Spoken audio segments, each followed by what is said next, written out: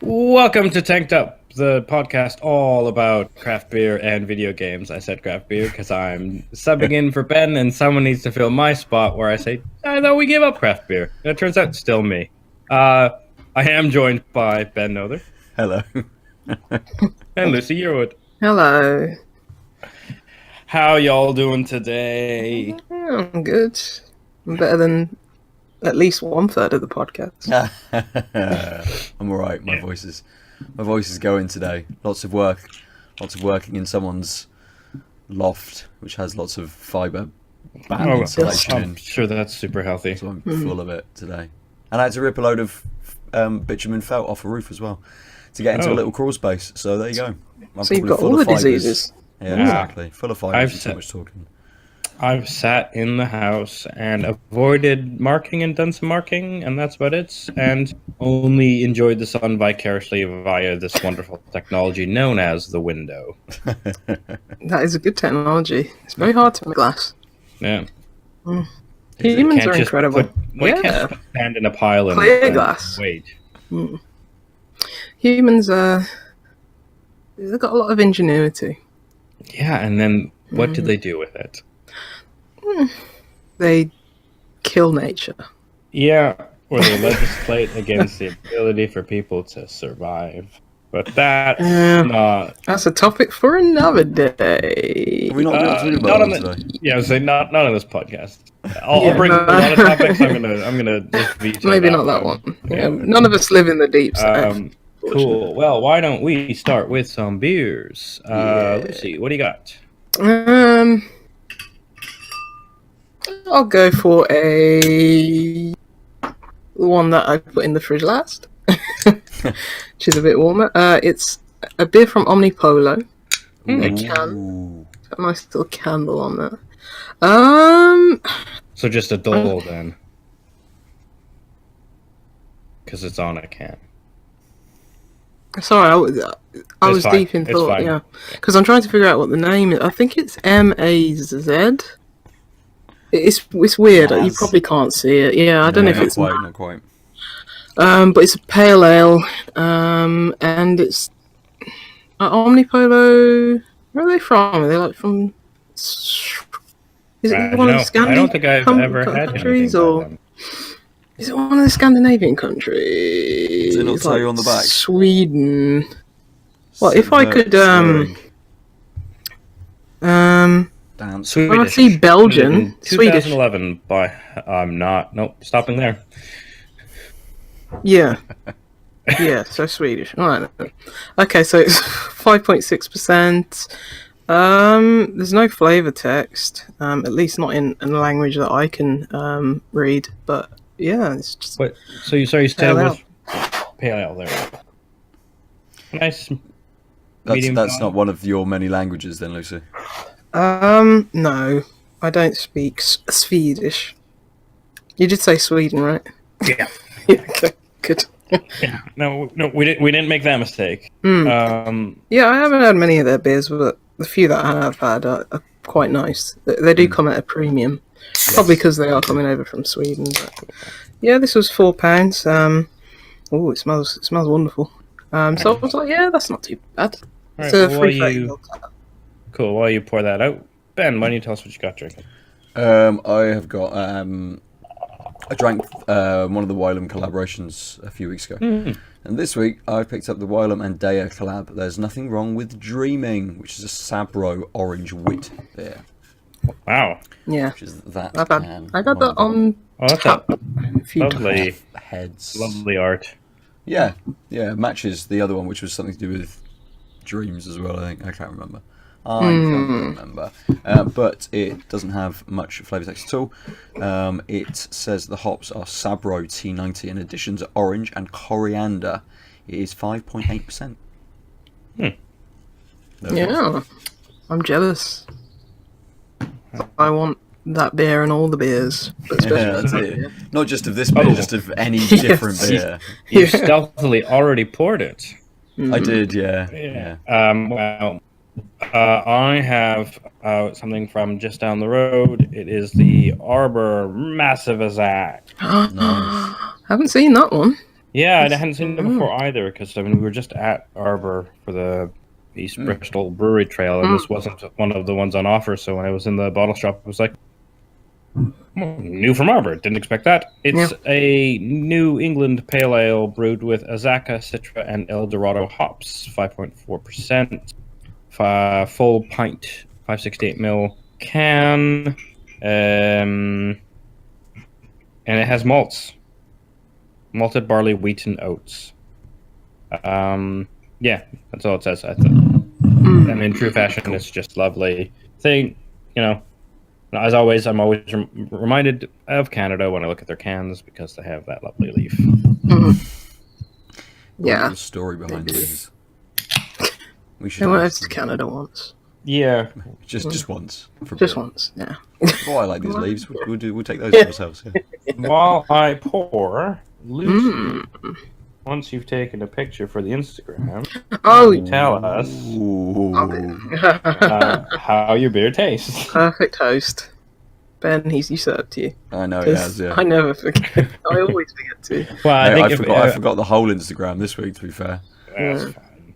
I didn't. I stopped thinking about it entirely because you've been so good at it. I was like, oh, instead of being like, oh yeah, I've taken some pictures, I could post them. It's like, oh well, Ben will post this. I'll just send it to him. Yeah, exactly. Ben does all the emotional and technological labor for this podcast. And I just turn up and drink. Yeah, which is why Ben is the one who's run down. We're fine. Anyway, so yes. The Maz. I'm going to call it Maz. Yeah, when I poured it, it was. I mean, it's very hazy. You can't see it. It's basically opaque, and the head, it had quite a large like it looked creamy, creamy head. It's a bit more foamy now that it's gone down, a bit larger bubbles. But yeah, I was thinking, oh, this is gonna.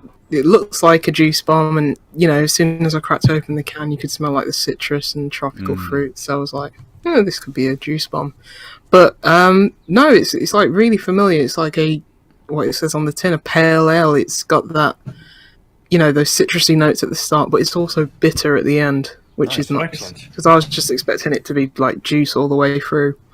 But yeah, it smells gorgeous. Like you're just getting so much fruit, like mango, bit of passion fruit, papaya, all those tropical fruits, and yeah, it's a really good looking beer as well. It's quite not thin. Let me have another taste. Yeah, considering I thought it was going to be quite thick because it is opaque, really, really hazy.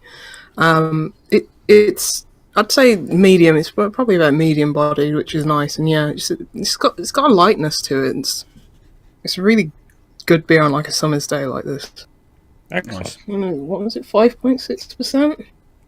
Yeah, so it is really easy to drink. You could easily knock back a few of these and be very happy. Excellent. And so you have had stuff from Omnipollo before, right? Yeah. I think the one that No. Is that Omnipollo? Or am I Is it the Yellow Belly? Is that a collab with like Buxton or something like that? Isn't it? But it might be. Buxton? It might be that the last one they just did was a collab with them.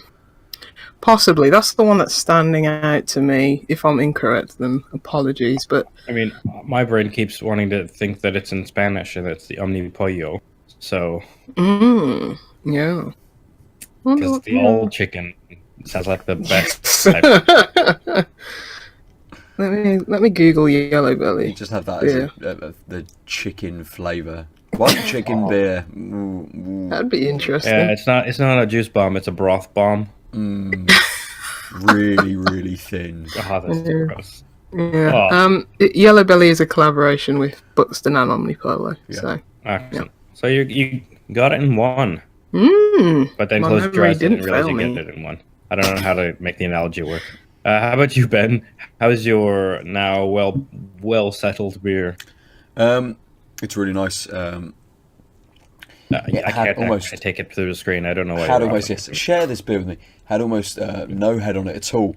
Super carbonated when I poured it in. Like that head disappeared because it was so many tiny little bubbles just all bursting towards the top. got a little bit of solids in the bottom, which is always nice. It's kind of, it is a bit opaque. It is kind of a bit translucent around the edges very slightly, but the light sort of really shines through it, you know. It hasn't got that density to it, and that comes through very much in the flavour as well. It's a very wet, quite light, very refreshing beer. That orange really pushes through. I know they said that one of the inclusions, one of the additions, sorry, was orange, and I think I've read somewhere is it's Sabro, which gives quite an orangey, pineapple-y sort of flavour to things. It's a hop that people have started using a little bit more in the last kind of couple of months. So seeing a few Sabro-style beers come out. But yeah, I mean, it's really orangey, but it's so kind of refreshing. It's really kind of crisp as well. Like that carbonation just gives you that lovely crisp edge to it. And again, like you said, Lucy, a perfect beer for kind of like a nice summer's day. Only 5.8%, so pretty easy. Not getting anything on there at all. There's no sort of there's no bitterness with it. It is a wit beer, so expecting it to be a little bit more kind of like clean and crisp and a little lighter, but it definitely delivers. It is definitely a good wit beer, and that inclusion of the orange is really nice. Not sure if I've picked out the coriander yet, or maybe what that's doing within it, but that may appear. Do you get any sense of like soapiness or like herbaliness or anything like that? Sometimes that's where the coriander can come out as. I think depending on if it's seed or leaf, which I assume it's seed. It's definitely not a soapiness. There is kind of a bit of a herbally, like almost as soon as you take a swig, you get this slight herbaliness that hits you at the back of the mouth, which I thought was perhaps more of a peel sort of, like an orange peel kind of flavour. But having a few more sips, it's definitely a slightly herbal kind of hit. It might be the orange peel as well, but definitely a herbal hit in the back of the throat there, sort of as soon as you sip it, and it goes quite quickly, and the orange kind of, that refreshing orange kind of cuts through instead. But I mean, so easy to drink. Excellent. I'm just going to constantly... I'm not even going to talk at all now. Just it'll be gone so quickly. Aadil. I've got a remarkably similar looking beer. Yeah. It's, I think, probably a little more orangey yellow in tone. But again, it's like do you know that I have my fingers behind here, or is it being disintegrated by a field? Can't tell. Just thick as all hell. Yeah, and I'm holding it. The sun is hitting it, and there's still nothing. It was quite a bit of head when I poured it. The head was about to there, slowly dissipated. Still probably twice as much as yours sort of settle out on there, Ben. It's got a lovely, smooth, slightly citrusy, little bit of tropical fruit, and then something else I can't quite tell on the nose. It's giving it a little bit of a bitter sheen to the nose. Yeah. It's the Azzac. Yeah, I've never had an Azzac hop. I have no idea what Azzac tastes like. This is... Yeah, I couldn't point it out, no. Oh, this is really interesting. It actually, mouthfeel is super thin. I thought it had more velvety, but I think part of that's probably from the 5.4% only. But it's quite wet. I'm actually feeling the malts coming through as well. It's a bit of a little bit of like slightly roasted, but mostly just a very light, medium malty flavor that's sort of offset by, again, really, this is quite a light, delicate taste. I was expecting sort of something maybe a bit more forceful, given that it has like 4 hops. 3. Yeah. I can count. El Dorado is not an L in a Dorado hop. But yeah, it's actually really, really smooth. I'm really light.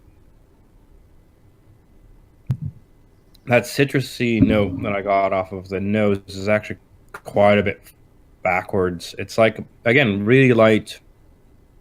I would say slight passion fruit, but again, understated. This is just a much more delicate beer than I was prepared for. I also had 2.5 bowls of really spicy ramen I made at home earlier, and I'm wondering if my taste buds might be a little duller than normal. No, because with Arbor beers, like I find them to be quite subtle. To be honest, like when they put like, oh, this hop in it, that hop in it. Not that it's a bad thing, but yeah, the flavor's not always in your face. It's like, yes, I guess this is for an Arbor beer. I'm actually surprised. Like it's quite more delicate than I'm used to. Again, you're right; they're not in your face beers, but I'm just navigating it is more tricky. Not to say it's bad. Again, it's not like it's just sort of understated, and I'm having difficulty pulling the tastes apart. But the overall taste is really quite good, really refreshing. Like if I had cracked this earlier today, I've been very, very happy. Assuming it was actually out in the sun. So what I really like is that malt coming through, which I think wouldn't if everything else was a little more powerful, but that like slight passion fruit. Along with the citrus, and then a little bit something almost a bit soapy, like a herbal soapy. I'm not sure what it is, but yes, that's sort of leveling it all out. Just it's really refreshing and really easy to drink, which might be the downfall. It's always the downfall. Right. So. I didn't bring a topic-ish because I haven't really been playing games much because I've been busy this week. Super busy. Yeah. Is it our Super Celebration episode? Yeah. You can officially call me Dr. Adele. Not officially, I guess, because I haven't been conferred the degree, but I passed my defense. So that's a thing. Cool. So yes, that's weird. I still haven't figured out how to feel about it. It doesn't seem real.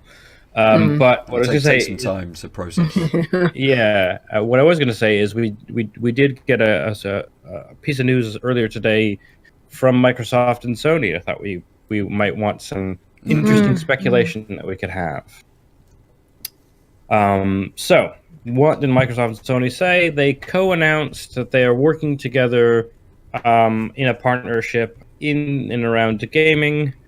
Basically, their cloud solutions for both Microsoft and Sony's gaming divisions, i.e. Xbox and PlayStation brands, will use Microsoft Azure and its cloud stuff, as well as Sony will use Azure for its content streaming services and tools for content creators. And then there was a bunch of more vague stuff because it's not actually created about their semiconductors and AI also working together, which like is so wonderfully vague, but also like could mean so many different things. So I thought we might have some fun speculating. I just think it's companies lease technology all the time. I think it's no different from like, oh, we're making a game in Unity or Unreal, and we're licensing it. But this is more infrastructure based, I guess. Is the thing, right? And it's like, it's just they're not going to communicate. Like it's not like you're going to be able to. At most, you'd be able to like cross-platform play, but it's not going to be like, oh yeah, I'm going to get achievements on The Last of Us or anything like that. Obviously, when people see Microsoft and Sony, it is a big thing, but it's just. I don't know. It is big, but not in an interesting way for gamers. Such, I think I'd agree a little bit with that. In that I think you're right that this isn't the like one console future style. But that's what people are saying on Twitter. Mate, I want that. I think it's much more. I think it's much more a. Both of them are getting a little bit scared by Google. Yeah. And they want to share technologies, and a lot of it's of what I've read as well is saying from Microsoft's sort of side, and Sony are going to be adopting, Azure as their kind of like their content streaming stuff. So who knows what's happening with their Gaikai, like PlayStation Now kind of arm, what's going on there, or whether it's just going to all. Transfer over in next gen over to Azure and Microsoft. Whether, as you say, Lucy, they're just kind of like renting the service or the system from them to be able to implement into kind of their own then infrastructure and take that and use themselves. As you mentioned, Adil, like details are so sort of vague currently. Scan, yeah, We yeah. don't really know kind of what's happening. I just think they're both a little bit tetchy about Google, Yeah. possibly, or at least someone else kind of trying to come into this market and doing something that they've been thinking about for a while. And someone who has a lot of fucking money. Yes. Yeah, I think it's smart on Sony's behalf because their, online infrastructure is not as robust as Microsoft. So, it's just, it's not. Great hardware, but feigning shock. yeah, in the nicest possible way. When you think of online game, you don't think of PSN as such. So if they can leverage some of the technology and the useful tools just to make Sony's online infrastructure more streamlined, then it only benefits like PS5 gamers or however long this takes. Yeah. I think the key is that this is so far in advance. I think it's definitely a next gen thing. And I mean, the big thing is, if for content streaming, Google's done their thing, so it's like, well, Sony's not going to reinvent the wheel. Do you want to just, it's just like, we don't want to give any space to Google, even if it's on the back end, because that'll just help them learn the market, and they have enough coffers to then turn around after. Like, if Sony just, if Google didn't even do a lot of content and just was like happy leasing out their infrastructure, they'll learn from that, from what Sony will go through the bad stuff, and then Google will really push their stuff once they figured that stuff out. And they're not dumb. They know that this is basically what Google does. If they don't buy someone who's already figured it out, they kind of don't really enter a marketplace until someone's figured it out, and they think they can like reap the rewards. But we also know that from things like Google Plus coming out after Twitter, that they're not very good at that either. Yeah, it's sticking to things. But yeah, it benefits both Microsoft and Sony, because Microsoft, it's like, okay, for all those, God knows, let's say 50 million people on PSN, then, they're using the technology, and Sony are leasing it, more money from Microsoft. Same with like cross-play on PC.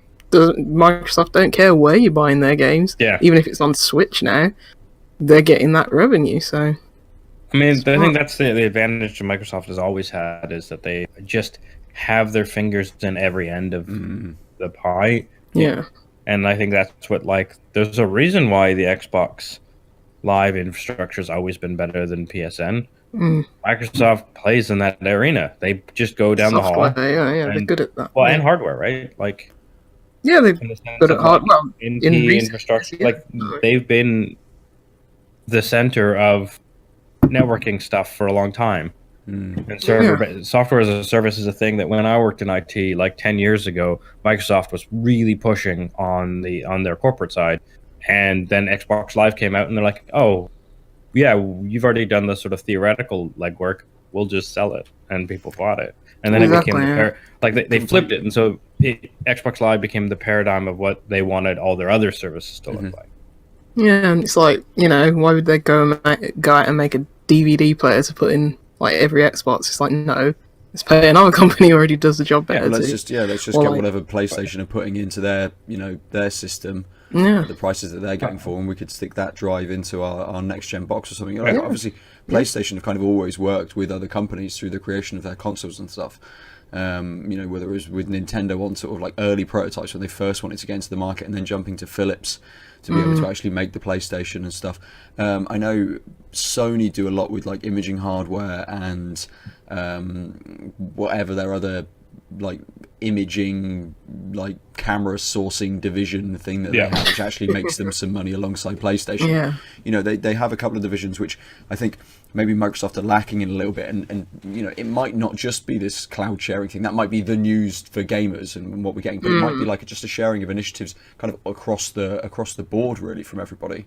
I mean, I think go on. I was just going to say, going back to what you said earlier, Adil, Microsoft do have, in at least the network infrastructure kind of side, just years and years and years and years, even going back even further, like almost 20 years ago, when we're looking at like Windows NT and stuff like this, that was like the networking system that all offices used. So they kind of, might monopolize that kind of side of things a little bit, but they've had years to work and perfect and, get everything kind of as it should be, which did culminate in Xbox Live.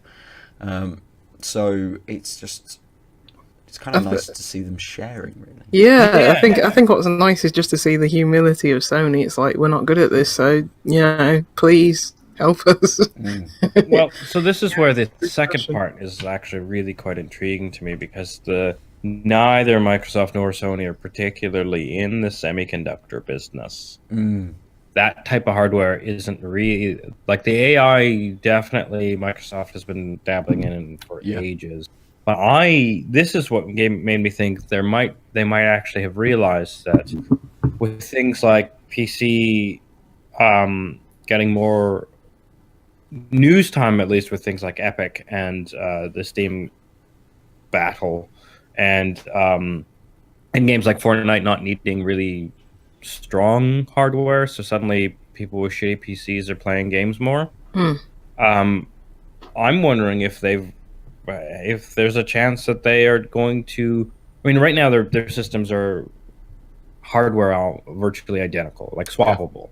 And I'm wondering if this is them going further down that path so that like developers can easily develop for both. And then it's just a politics game on who buys the exclusives. Yeah. Because that means the exclusives can roll out, and then that shift will still retain most of the exclusive revenue because it's mostly first few months sales, but that will keep gamers away from things like Google. If like suddenly there's a chance I can play the Sony exclusive at some point in the future on the Xbox or stuff like that, and like AI and semiconductors is where is sort of more sort of fundamental to systems. Yeah. And so I'm curious whether there is some acknowledgement of like maybe not cross-play, because I think they like their environments separate because that's what really drives people to one brand or the other, but like some notion of synergy seems like that might be on the table, and that gave me pause. Just sort of thinking, oh well, semiconductors, why the fuck would they cooperate on that unless there was like something that they wanted to easily do on both? True. Yeah, I think it's kind of with the exclusivity sort of thing. Obviously, it is these days a lot easier to port between kind of like the two systems, but it still takes time to be able to do it. But if we get to a point where a developer can essentially just, all they have to do is load the same files up onto PSN or onto Xbox Live, and that is it. It's done. It takes someone a day to kind of to put that across. That will save people a ton of time and a ton of work. Yeah. And it kind of becomes a little bit that that one console future does take a little step kind of forward, whether that is not a console as such but a platform, and we start to get into actually where kind of this industry is going in the future. I think we're still a little way off of all of that, or at least one console generation off of that, I would imagine. Yeah, it's just nice to see them playing nice and like with Nintendo and Microsoft. I mean, there's a lot less bad blood between them and Sony, but you'd think that's generations ago. So maybe Microsoft going to buy Nintendo and Sony, and I'll play Massive Azzac on my Switch, unlocking achievement. No, we all know. Yeah, I was going to say we all know it's Disney. Let's come on. Yeah. Oh god. It would have been. I want to know who approached who on this as well, because Lucy, you said like the humility of Sony to kind of be like, oh look, we need to do something about this. Let's go to Microsoft. They're the market leader in what we're kind of looking to do. Let's discuss this with them. Whether this has come out of a failed discussion with someone else, whether this was the first stop that they made to go and sort of talk to, but also from Microsoft to be like, actually, we will do this. We will share our tech. Obviously, it needs to be kind of like a two-way street. So either it's for a certain fee, or we want you to help us with this, or however that kind of deal has come about. At least they have the business sense to kind of say, let's do this. I'd place bets on that, like Satya Nadella and I don't know, Shuhei were just drunk in a bar at GDC or something like that. So that's probably how it came about. Yeah, more than likely. Yeah. I think Lucy's bang on with her first observation of it's the spectre of Google, and like didn't you say that? Marketplace. I think you The said enemy that. of the enemy is my friend. Yes. I was just taking a page of a Sun Tzu. And Nintendo's like, we don't care about online. Yeah. Here's some NES games. Apart from Mario Maker 2. Oh, that looks so good. Can't Yeah, I've wait. never played a Mario Maker game. I'm gonna It's do a brief tangent. You can tell me why I should. because it's Mario. I'm hosting. Because it's like the only way we're gonna get to play like Super Mario Bros. And 3 and World. Land. Just stop. The art style of the U one like actually offends me. It's awful. But anyway, the fact that you can play those art styles and actually have some, decent experiences with it. The worst thing about the first one was the problem with curation and spotlighting good levels, not just auto scrollers. And it looks like they're doubling down on how to search for levels, how to find the best creators, what you want, different art styles. Yeah, because I have no interest in making it, but the amount of new things, like things that have never even been seen in a Mario game, not just using assets from a Mario game and having them work differently in the physics work different depending on which game, just new things entirely. And it's like you could design your own things. No, it's like new tools, like stuff that's never been in like a Mario game from what I can remember, like something to do with like you can hop inside the skin of a dry bones. What? Yeah. Wait, you don't have skin. Well, I was gonna say I don't know what that means, but it sounds horrifying. Yeah, it is, and it's you're wearing the dead carcass of a dry chest bones. cavity, like. Yeah.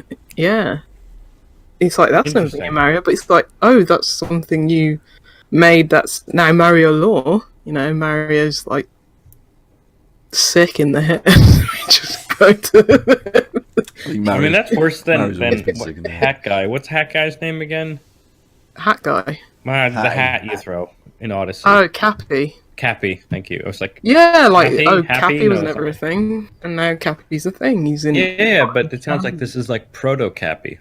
Like, what if there wasn't like a hat, but you still could jump in an enemy? Well, instead of just like having a magic transport your soul or whatever the fuck is going on, you literally just jump inside it like some sort of horror. You crawl inside the skin of a dry bones. I wonder if Mario has always had this ability. It's only now at the height of his popularity It's a that he's allowed to. He can get away with it. I don't you think can this touch is the women height wherever of you like. You can get away with it. You can jump inside someone else's skin. It's fine. I'll get away with it. Doesn't It's matter. always been his fetish, but people know not to kink shame anymore. That's what it is. That's it. That's it. I mean, why do you think Blames he's the like hat that? through that whole The thing last is, game. He's not really trying to save the princess. He just wants to wear a dress. Yeah, because he did that in How's that for a macabre In Odyssey. visual? Because in Odyssey he did cross dress. You could put him Yeah, in see, that's what I'm saying. in a dress, in a wedding dress. So, yeah. Cool. Looking forward to it. And that's what Nintendo's doing. Yeah. So, I'm thinking, Ben, if you have a topic, maybe get you to do your bit of majority speaking now before we wear out the rest of your voice, and then have you barking as the third bit. Yeah, all right. So I got to play and review A Plague Tale: Innocence. The review is up on the site. Damn and it, now we'll I read forgot it to read it verbatim. before. Yeah. You don't need to read it. You're gonna get it now. Well, you're gonna get a bit more No, now. I want to read it because I'm genuinely intrigued by that game. So I don't know anything about this game. I might actually, but I don't. Nothing's ringing any bells, and I didn't read the thing that I was going to read. That's all right. So, A Plague Tale: Innocence is Focus Home Interactive, published, developed by Asobo Studios, who was someone I hadn't heard of before, but have worked on a lot of games as sort of like an assisting studio. So I think they've done things on like Forza and some like licensed, like I can't remember whether it was Disney games or Pixar-y games, or those kind of like licensed kiddie kind of games. I think they have made some of their own stuff before, but nothing is jumping out at my head. I did have a look at all of this. Last week when I was playing the game, so I'm like, I don't know who these people are. Let's see where they've come from. and was very surprised as to like the direction that this game is taken versus kind of like their previous stuff. But basically, it's A Plague Tale: Innocence is a sort of a very light stealth action game, but it's much more of a narrative-driven experience. You, for the most part, play as Amicia, who is a teenage girl. It's set in France in the about the middle of the 14th century, I think 1348, and very much revolves around the Black Death, the plague that sort of rats carried across Europe, and gives it a little bit of a supernatural twist as well. It's not just the Black Death. There's some rats hanging about, people are dying. It gives it a supernatural twist to kind of drive that story a little bit more, to kind of give you an antagonist in this kind of story as well. But essentially, you at the beginning of the game are Amicia, and you have to take your younger brother Hugo, who is about 5 or 6, something like that, and who has had a very sheltered life. Because he's just a bit of a poorly boy, you have to take him away because the Inquisition has invaded your home, and they want Hugo for some reason. So you're just thrown into the world by your mother and sent on your way. But it does a really good thing at the start of the game where it kind of teaches you the whole like stealth element of things. You're crouching around, you're moving behind cover. You've got to kind of watch people's movements and things to be able to get through these like corridor sort of or multi-corridor sort of spaces. And that is kind of the majority of the game. It paces things quite well with puzzles as well. So it might be that you have to move a big box across the room to be able to jump on it, get Hugo or another companion, because there are other people that join you, to turn a lever which will drop something. You can then move to another part of another platform, and those sort of very light kind of puzzle elements. It also has not just this kind of the Inquisition after you. The rats are a kind of an enemy, but they're also very much part of the kind of like the puzzle play of the game. So basically at night, like the rats reverse to light, so they don't come out in the day, but at night they're everywhere, and like swarms of them, exactly. And you almost as soon as you have kind of stepped into the darkness, the rats will rush over to you and consume you, and you've got maybe like 2 seconds to get back into the light, which I don't think I ever achieved. Once I kind of misstepped and the rats were there, I don't think I ever got back into the light unless you just kind of like clipped it and moved back in, sort of thing. They are brutal, but that allows you to have some very kind of clever puzzles as you're moving through by using different light sources, by moving light sources, by throwing rocks to smash lanterns and things. You have a slingshot, so basically the only thing Amicia can do is fire sort of like one projectile to do something, which makes like encounters with humans, when you've got 2 or 3 of them, super difficult, and you've got to kind of, you've got to really have your wits about you to be able to get off a slingshot shot towards someone to take them down. That's kind of like the rough gameplay, but the thing that I absolutely love is the narrative in this, and the relationship between Amicia and Hugo. They are kind of estranged. Amicia, being that much older, has spent much of her life kind of like outdoors, training with a slingshot, hanging around in the woods with her father, and Hugo spent all of his time indoors, so they don't really know each other, and it's a really good tale about kind of how their relationship grows.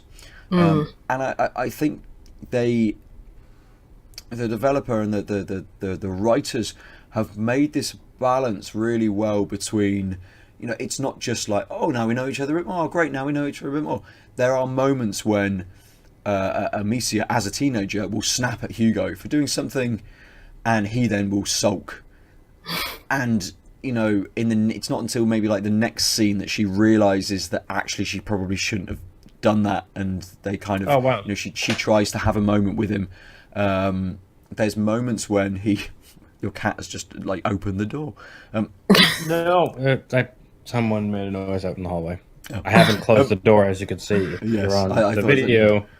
And I just, So there's lots of really good moments between the two of them, and the supporting characters as well do come into that. And there's some you know, actually one of the moments where I almost choked up a little bit is more towards the end with one of the companion characters rather than sort of like between the two of them. It's just that narrative drove me really through, especially when those stealthier kind of moments started to become a little bit rote.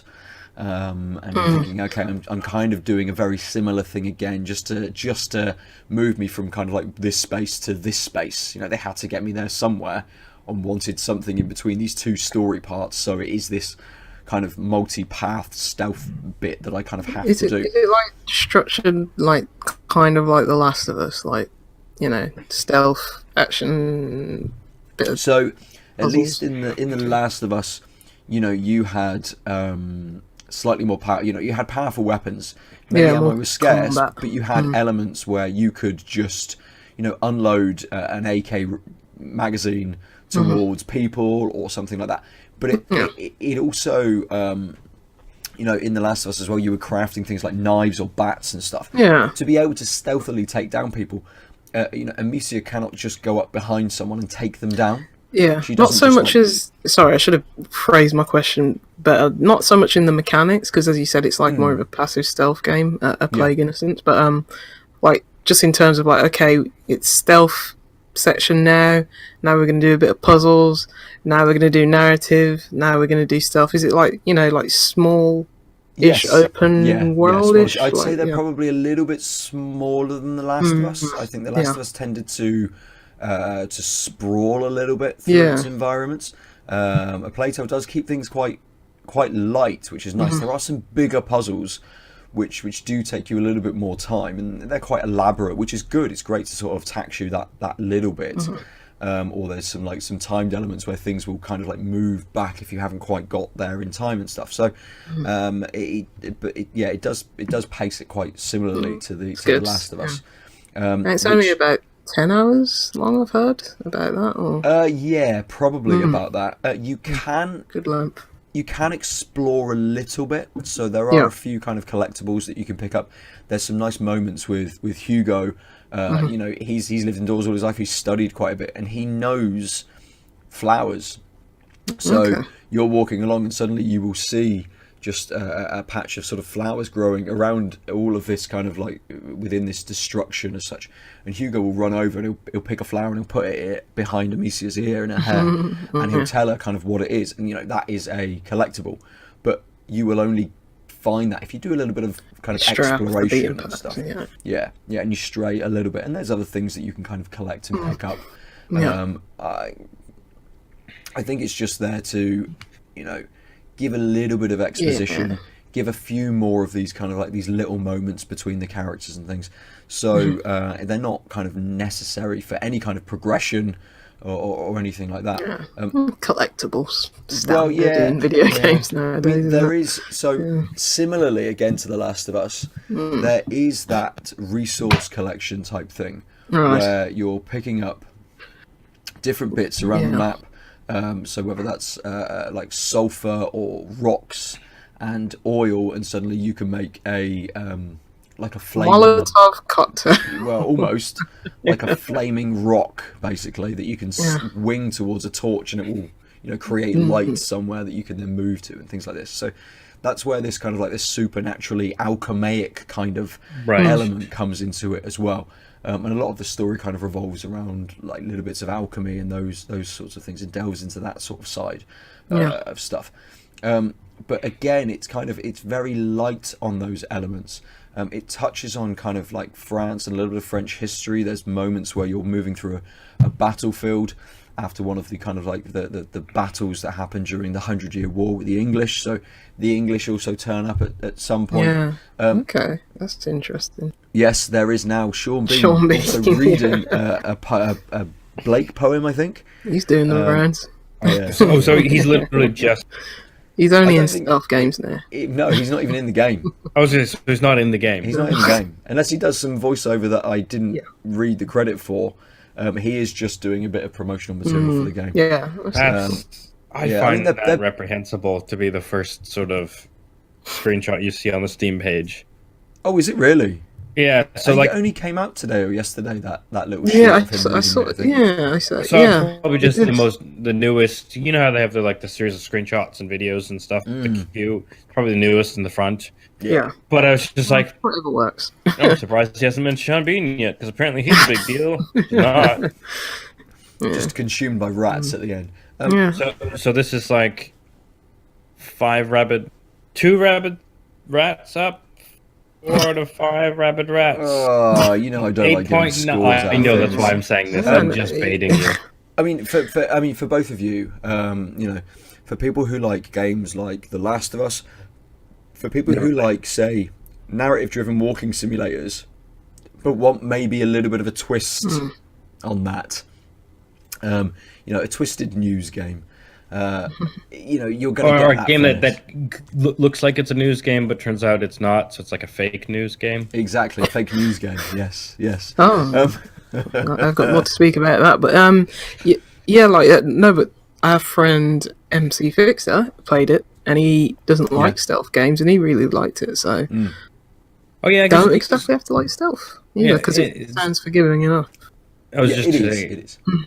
So stealth is a mechanic, but it's not a stealth game in the sense of like the core gameplay is you trying to be as stealthy as possible versus one of the mechanics is stealth and exactly. It's not. It is more kind of it's more Last of Us than it is Metal Gear. It's Life is Strange 2 with rabid French rats. Not all the rats are French, because if they were all French, they never would have been infected. Some of them had to come from somewhere else. That's very true. Because I just googled it, because I know the Black Death killed lots of people. A lot of people. 75 to 200 million people in, 4 years. That's across nuts. And that's across most of mainland Europe and Eurasia. Yeah, that's crazy, man. Yeah. And think about how small the world's population was then. Vaccinate your kids. I was going to say vaccinate your rat. We could vaccinate and your rats. Yeah. Might be a bit harder. There's definitely more rats than there are humans. Not in Alberta. Oh. If you look at the Wikipedia page of the regular generic rat, it has a map showing where in the world there aren't any, and the province I grew up has banned rats. Can't have them as pets, and they policed the borders for so long that there aren't rats in First Alberta. Rats, what this next? Giant thing, and so a couple years ago, some rats made it across the border, and it made the news. That's how ridiculous it is. They put a statue of a rat up in commemoration of their journey. And so it's weird. So the notion of rats eating your garbage or whatever, or rats in your house. Yeah. We've only ever had mice as a problem in homes growing up, and then I found out it was because rats were logistically and legally fucking banned. You're not allowed here in a landmass that's bigger than Texas, right? That's crazy. Yeah. That's good control. Yeah, that's very good control. As a final kind of thought, unless you guys have any questions on A Plague Tale: Innocence, it is currently my top game I've played so far this year. Well, you haven't played Resident how much you recommend it is, because that's true. I haven't played it. But that's are you worried that having played a game called A Plague something or other, and the fact that you're ill, that maybe the spiritual alchemy stuff is transcendent? Yeah, completely. That was my first thought, but I quickly moved away from it. This Plague Tale isn't innocent at all. It made me think. It looks really good. I do want to check it out. It also looks really much prettier than I would have thought, given games are pretty now. the lighting is so good. Of course, some of the lighting needs to be good because it's a lot of the stealth and the exploration is based on lighting and light sources and being able to move between them. But even the ambient lighting during the daytime, the way it falls through the forest, just the way it kind of bounces off of surfaces and things, works really, really well. And this can't be with ray tracing. I wouldn't have thought so. Because Played on consoles PS4, can't do it, did you? can they? So, yeah. Yeah, on PS4. Yeah. So can you imagine what the next generation of Plague-like games will be?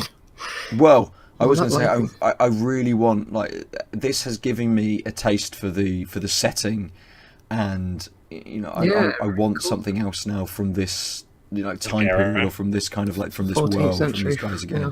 Whether that's something completely different, whether it is something set, in the future, because obviously they can do what they want with it, really, can't they? Yeah. They've made the kind of the real world events supernatural enough that they could do whatever they want around that. So I'm sure Assassin's Creed 25 will have you covered. Don't we already have an Assassin's Creed 25? Probably. Nah. Yeah. There's only been 10 years worth of Assassin's Creed. Obviously, they've done more. It's got to be in the year. high teens. It's got to be in the high teens. Yeah. With Liberation and stuff like that. Assassin's Creed. Oh, Jesus. No. 2, Oh, gosh, Brotherhood, please, no. Revelations. He's 3, going for it. Liberation. Yeah, that's one of them. Black Flag. Yeah. Freedom Cry. Does that count? That was the standalone Black Flag one. It's standalone accounts. Unity. Syndicate. Rogue. Yeah. Odyssey and Origins. And those China, Russia, India. China, India, and Russia. That's 16. Yeah, they're probably up to probably some mobile games we don't. There's going to be a Facebook game. Yeah, it's got to be. There's probably a mobile game. I think there definitely is a mobile game. Yeah. Maybe, trying to find the series link. Yeah, high teens.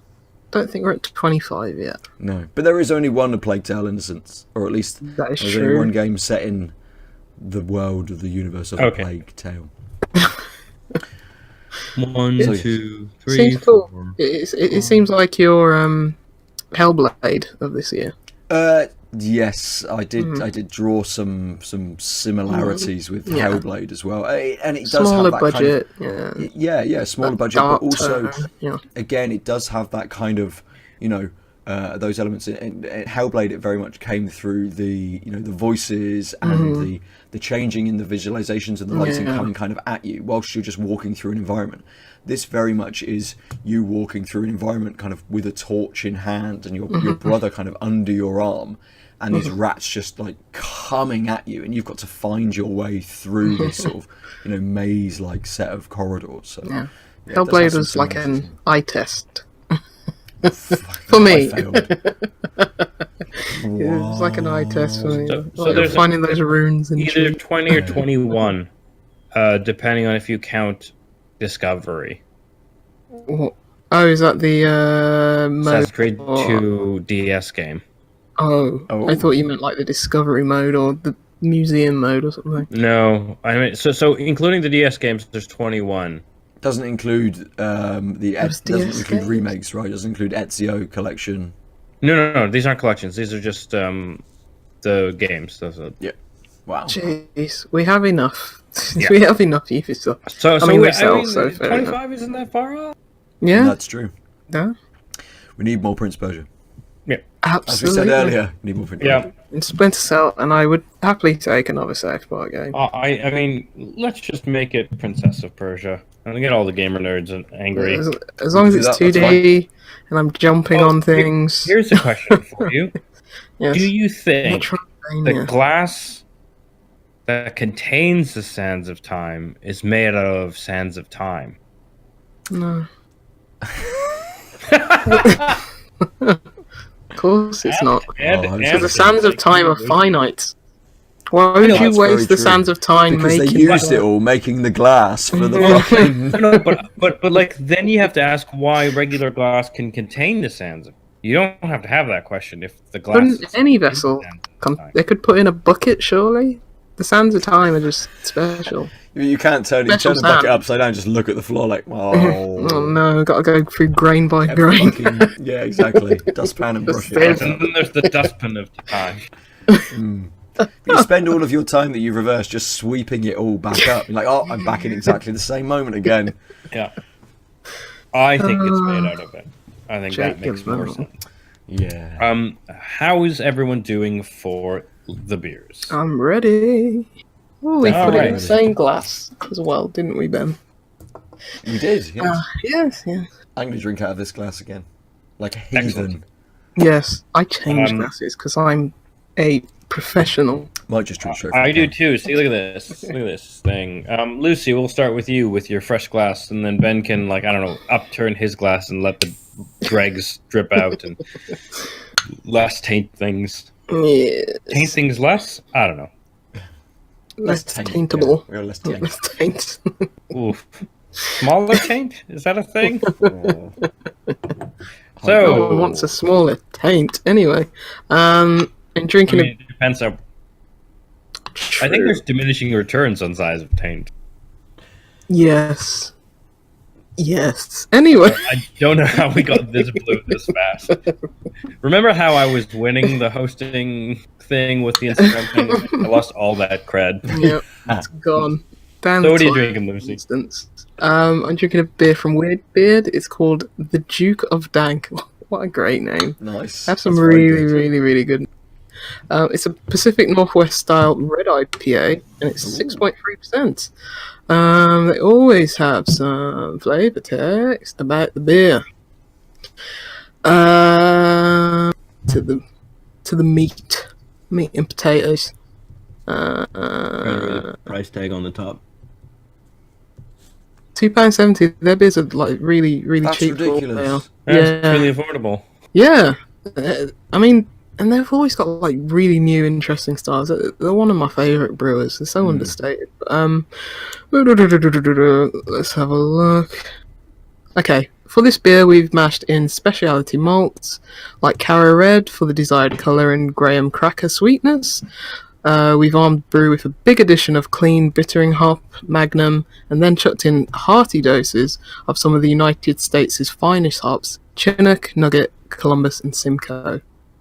So that's quite a lot of hops. Yeah, Better hop Crack it to open. it.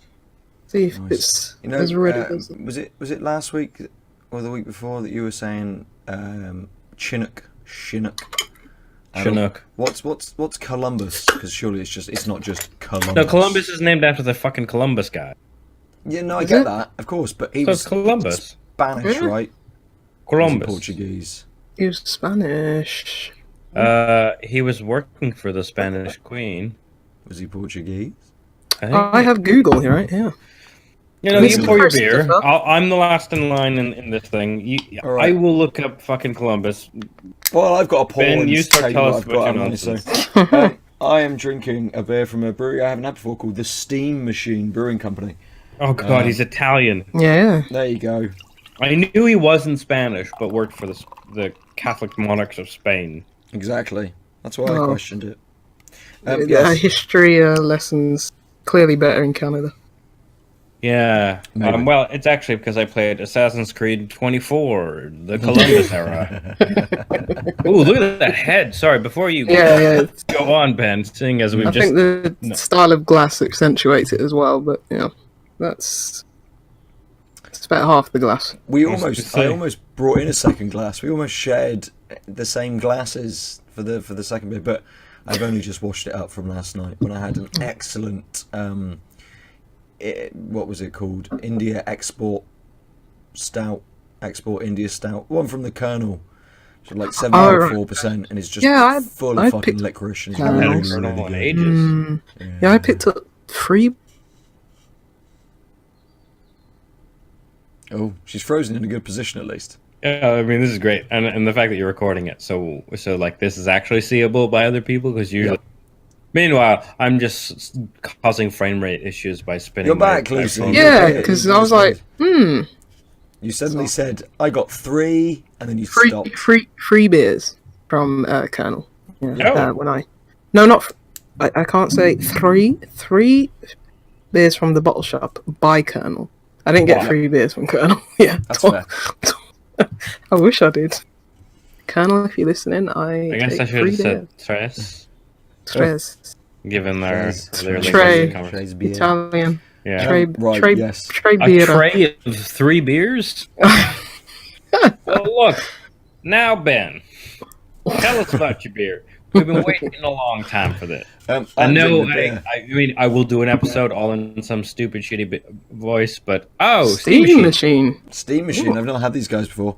This is Island Hopper. It's a double dry hopped IPA with Vic Secret and Citra at 7.4%. So these guys are from County Maine. Durham, which is Durham. County Durham's Newcastle kind of way in it, northeast. Is it? Is it east? Yeah, Or is it northeast. I'm pretty sure. Oh yeah, because then you got the Lake District. So- and all that. Well, I know fuck all about. I thought it was like in the middle. I don't know. Lake No, District. it's up north. West. That's Lake- all we need Lake to know. It's District. up This north. island is tiny. It's all in the middle and on the same That's time. true. It's all in the middle It and is. on the coast. So we're all Yeah, kinda because fine. I just can't fathom how big Canada is. Because I'm a Brit. Because there's no rats there either. So No, there's plenty of rats in Canada, just not in Alberta. How many? Okay, I'm gonna look up how many. There's more how many bears than rats UKs in are Canada, there I've in heard. Canada though, or in Alberta? you do that. Probably like I will tell you. I 50. will tell you about this beer. So Island Hopper, double dry hop IPA with Vic Secret and Citra. Having lived on a small island for a number of years, our 2 founders still love to travel between faraway and far-flung micro communities. How better to soak up the local climate than sitting on a pebble shore and watching the waves come and go with a beer in hand. This is a big IPA to remind us of both our roots and past adventures, generously dry hopped twice with Australian Vic Secret and US Citra. Very nice. Steam Does tell you- machine. Does say it's vegetarian friendly, Good. not vegan friendly. Oh, weird. Speaking- I mean, what Pan could they conditioned. possibly? Don't know. Can Ah. conditioned. All our beers are unfined, unfiltered, and unpasteurized, The and fish contain stuff. live yeast. No, the fish stuff would be non-vegetarian. True. I just eat everything. Live yeast? Can you put dead yeast in? No. So surely, if the Yeah, I was yeast just is if the yeast is the Vegans thing can that eat makes it yeast. vegan. What? I mean, Live. if you're a It's a 5th back- degree it's a micro- vegan, maybe not. What, vegans can't eat yeast? Can eat bread? They can eat yeast. Vegans can eat yeast. What's in yeast? Living It's organism. a living organism. What? They can't eat...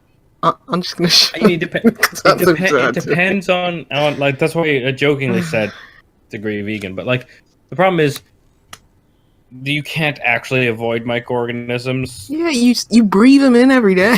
Yeah, Yeah. but putting live things in thing that you are making does harm, and so if you think it's a harm to living organism thing, But it's yeast. yeah, I know. We But won't then get I can't think of what a vegan beer would be because I don't know how you could get around yeast. Well, that's what I'm saying. Maybe people call it a vegan beer, and yeast is the acceptable. I think it's probably that some people say it's a vegetarian beer, some people say it's a vegan beer, but Yeah, for I me- probably the To same. be fair, I don't think I've ever had a vegan complain about eating yeast.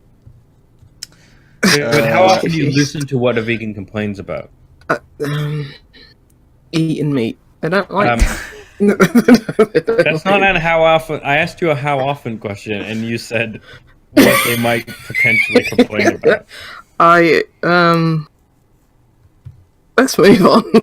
Adam, what beer are you Yeah, drinking? thanks. I was about to say I've got from Pomona Island Brew,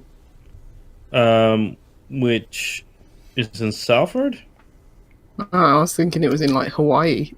Yeah, well, Pomona's an area in the state, but it is the Day Bobo. Oh, Day Bao Bao. Bow bow. Bao Bao. You say it was is a- Salford, Manchester. Yeah. It is 5.6% double dry hop pale Vic Secret pale ale. And the flavor text say Chika Chika. Double dry hopped with Vic Secret. Beautiful. Not joking. Is it, That's Nice. Chika Chika. Ferris Bueller's favourite beer. Yeah. Oh, that's why I realized it was. I mean, it should. That's why I realized it was bow bow. Yep. I like that film. It's very good. I like that song. Oh, I don't like that song by. Ooh, who sings that song? Well, the Beatles covered it. No, the I think song. it was That song. Oh, I thought you meant like Twist and Shout, because wasn't that the Isley Brothers? I can't remember. No, Everly. Twist and Shout was Beach Boys. Everly. Huh? You're Twist thinking and of Was the it Shout Beach was Everly Boys? Beach Boys, wasn't it? Alright. Oh, I thought it was probably about 600 people and bands have probably covered that song at this point, so Yeah. who knows? More than likely. Anyway, so while mine's settling, let's circle back to Lucy, and you can actually tell us what you think about what that beer is. I've basically forgotten what it was. It's tastes called the Duke of Dank. It's a Pacific Northwest style red IPA. Because I was thinking, oh yeah, I'm gonna have like a red ale. It's gonna be like quite malty and have like that earthy taste to it. But it's an IPA, so maybe it's just. I mean, you probably can't see it on camera too well. It's not red. It's not like a a sour. Sometimes you get like really red sours. It's quite a dark amber. So not completely red, but yeah, it tastes more like an IPA than you'd think, and more than it looks. It's got a bit of fruitiness at the start. It's got a bit of maltiness in the body, bit of bitterness on the end. But yeah, I mean, it's got that like kind of berry smell, and I mean, it does look. You described the color, but on camera, it's got that ruby sort of hue to it. all right, okay, Yeah, it looks like somewhere between a brown ale and a red ale. Like Yeah. it's just the deepness of the red that sort of surprised me. pour a bit more, and yeah, it's slightly red rubyish tint, but yeah, it's like a dark burnt amber from here. But yeah, I'll take a picture. But yeah, it tastes like any IPA. Like, blind taste testing, I could say that's an IPA, but I think it's just like those berries in the taste and the aroma that give it away a bit more. Yeah, it's nice. But there's not much more to say about it. It's not as different as I would have expected, but that's because they are going for a Northwest style IPA. It just happens to be red. I don't think the red contributes as much in flavour as it does in like appearance. Apart from you get a bit of berries in the smell and the taste. But yeah, it's nice. It's very nice. Caram red malt for the desired colour and graham cracker sweetness. It's not too sweet, which is good. I have to stop here. So you call them graham crackers? What are they called? We call Maybe them I'm graham crackers. Graham crackers, aren't they? Well, Yeah, probably. I've never had a graham cracker. But I do also know that some people. So I grew up knowing some grahams, and I called them grahams. But I also know some people go by graham. So it's weird because it's graham where you kind of hear the H. But with the graham crackers, you basically don't pronounce it at all. So like. Oh, okay. So, like, Well, I know I people learned who something go new. by Graham the way you say it, and it's spelt the same. And I know people who go by Graham, it's spelt the same, but you get that the H is being understated, and then you look at the crackers and you're like, nope, just Graham. Well, Unless you're in the not USA, Jacob it's saying there you go. Graham. Graham. Yeah. Graham. Well, I only know about Jacob.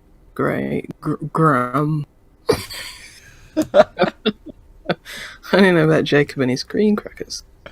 Good. Yeah. Excellent. But yeah, it's a nice bit. Excellent. Good to hear. Ben. Before I, you're asking about the name of that song. The name of that song is "Oh Yeah" Oh yeah. By Yellow without a W. Yellow. Oh, I should Yellow. have known that. I didn't And Twist know and that. Shout is a Beatles song. Yes. Yeah. So- Okay. The beer Island Hopper from Steam Machine. I haven't even had a taste yet. It smells nice.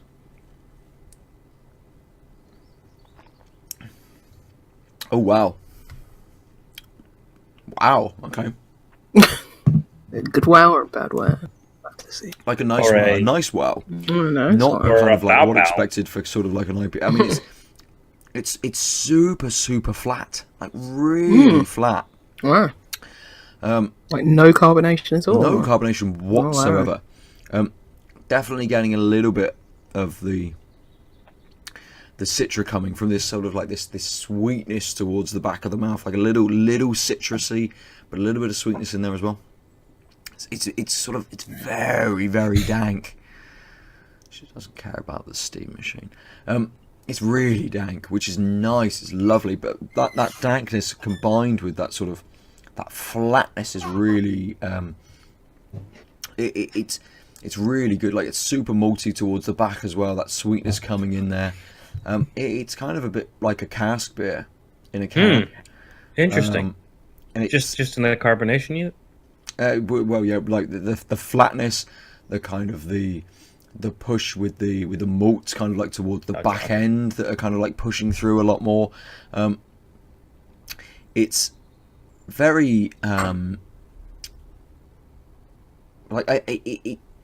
it kind of almost feels a little bit like more of a real ale than like a US style kind of like craft beer, or a US style kind of like IPA. It's very much more like a real ale kind of IPA, but it's not as sort of like thin as because you it still would kind has of get one of those. It's still got that light heft to it. Which, I mean, you're not going to get away from in a can, right? Exactly. So it has a little bit of a creaminess to it within the within the body of it. It's almost sort of translucent. We're kind of getting there. It's probably the most translucent beer I've had for a while. It's very sort of bronze. And again, almost sort of like no head to it at all. I'll try and pour a little bit in so I can see if there's going to be anything there. And even sort of chugging in and letting it glug, it hasn't got much on that at all. But even with that like light carbonation creating that little bit of head in there, it's so flat. Interesting. But it's nice. It's kind of, this is definitely the kind of beer. Okay, sorry. What is this like light on a stick that you have, Lucy? Okay, it's like an LED lamp. It's not like one of those stick microphones, which is just a very thin. I thought it was like a weird selfie stick, something. I was very selfie confused. Stick. Me, come on, mate. That's why I was confused. I'm like, why would you have this? Why would I act like a millennial? You are a millennial.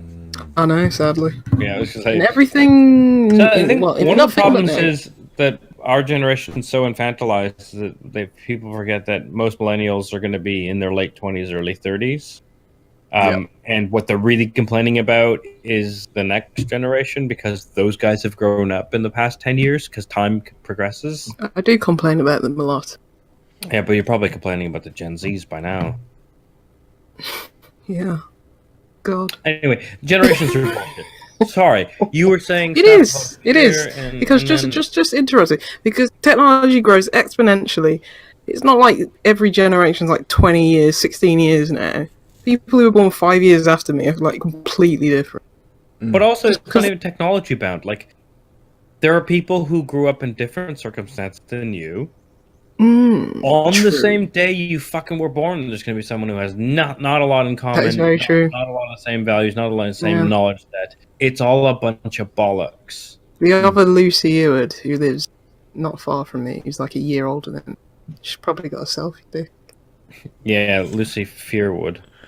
No, her name's genuinely Lucy Eward. Oh, is there actually a... I met her when I was at uni, because I went to Manchester uni and she went to Manchester Met. So I thought you were the other Lucy Eward. That's weird. Yeah. I don't think... It was like 10 minutes from my house. It's weird. No. Cool. On that note, Ben, did you have anything else you want to say about... Yeah, this is just sort of as a final thought. This is the kind of beer I want to walk into a country pub and have. Like, you know, you walk into a country pub and the beer selection is limited to kind of very thin cask ales or, you know, speckled hen or something like that. Right. I want this beer in every country pub. This is the new kind of like that, just that creaminess that you get from it. and that lovely maltiness that kicks through. I mean, and it's a double dry hopped IPA, so you're getting a bit of dankness, very light kind of fruit on the nose, really light, but It felt like he was on the campaign trail there. This beer in every pub in every nation. This is the kind of beer Nigel Farage does not drink because he's a cunt. Oh dear. Cool. Awesome. Well, on that note, I will try. I think I just need to drink something, so I'm just going to take my turn. So, it is more yellow, less orange, but just as opaque. Yeah, it's almost the same. Almost identical. And I think it probably looks much similar because the sun has set a little, so the lighting in my room has changed, but it is a little more yellowy. It's also got much more of a tropical fruit nose, and that's about it. The nose is actually sort of a bit one note. It's like a hint of almost pine, something like that. Very, very delicately underneath. But yeah, other than that, it's mostly just like a good, solid sort of tropical fruit-forward nose, which I was actually sort of expecting maybe to be other things going on because it's double dry hopped. But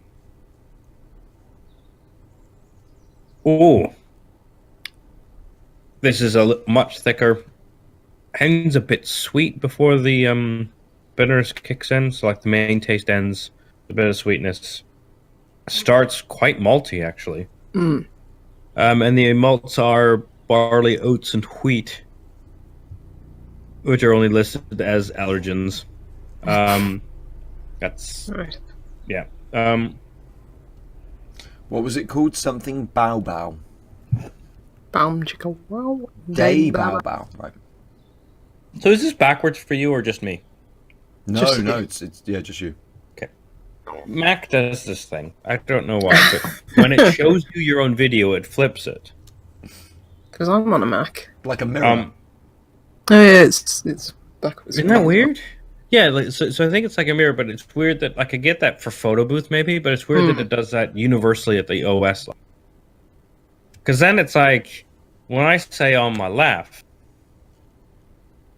that's on. Right? No, because are you the right way around for me? But Which like sides? when I say my left, punch bag on? Yeah. Does it do it for me as well? But but that is your left because I'm turning myself to you, so it's still your left. Right? Because you say to the left. If you just say left now. It's functionally my left, so when I describe it, it'll still be the thing. I guess. Yes, if you said your left, yes. It doesn't matter. If you just said left. This is a good beer. I like it. It's got a nice, it's a little thicker. It's got more velvetyness. That's right. I'm hosting, so I'm stopping the tangent, which is like a first. Yeah. Usually the sole cause. No, not. Yeah, I was gonna say we're all as bad as each other. We're gonna end on time with me in charge because I'm not derailing, even though it's not on time. Like I said, it's got a nice a bit. Even though it's only 0.2%, so it's 5.6% versus the 5.4 of the last one. It's much more. It's much thicker. Coats tongue a little bit more. Again, not a lot more, but like it just doesn't taste thin. I think is the difference. Yeah. It's a little more understated in the tropical flavor, but you're getting more of the malts coming forward, and it finishes with a much stronger bitter character.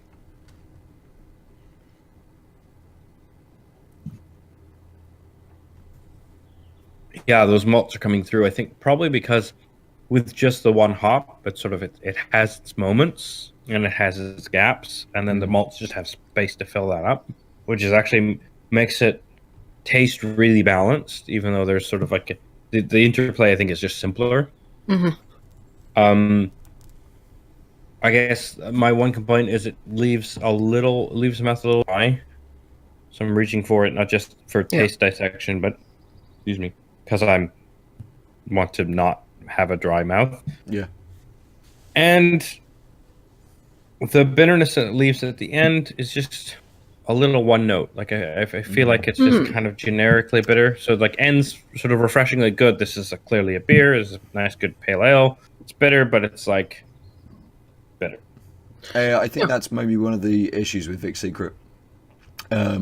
This beer, the one I've got, which has also got Vic's Secret in it, the more I'm drinking it, the more that kind of piney, slightly nuttiness is coming through, and then you're left with that kind of very lacking bitterness. Kind of, I mean, in this one, it's been balanced out with Citra. There's a lot going on in the malts. It's very flat, so the bitterness isn't that prevalent in here. But now I've left it for more than 30 seconds between sips, you do get that aftertaste of that slight piney bitterness, just kind of resinousy kind of note. That just sort of I'll go with a bit of like a light resinousy versus a piney.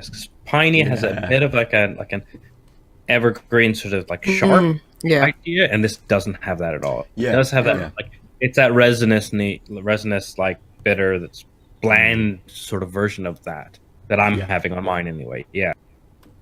So I mean, it's good. Don't get me wrong, but it's I think the finish is sort of not where I want it to be, because again, it's leaving my mouth a little dry. There's that hint of sweetness which helps balance out that sort of flat generic bitterness, but the sweetness sort of evacuates a little too quickly. So it's like, oh, I see how that could work well. Oh, now it's not working anymore. It's kind of the feeling I get.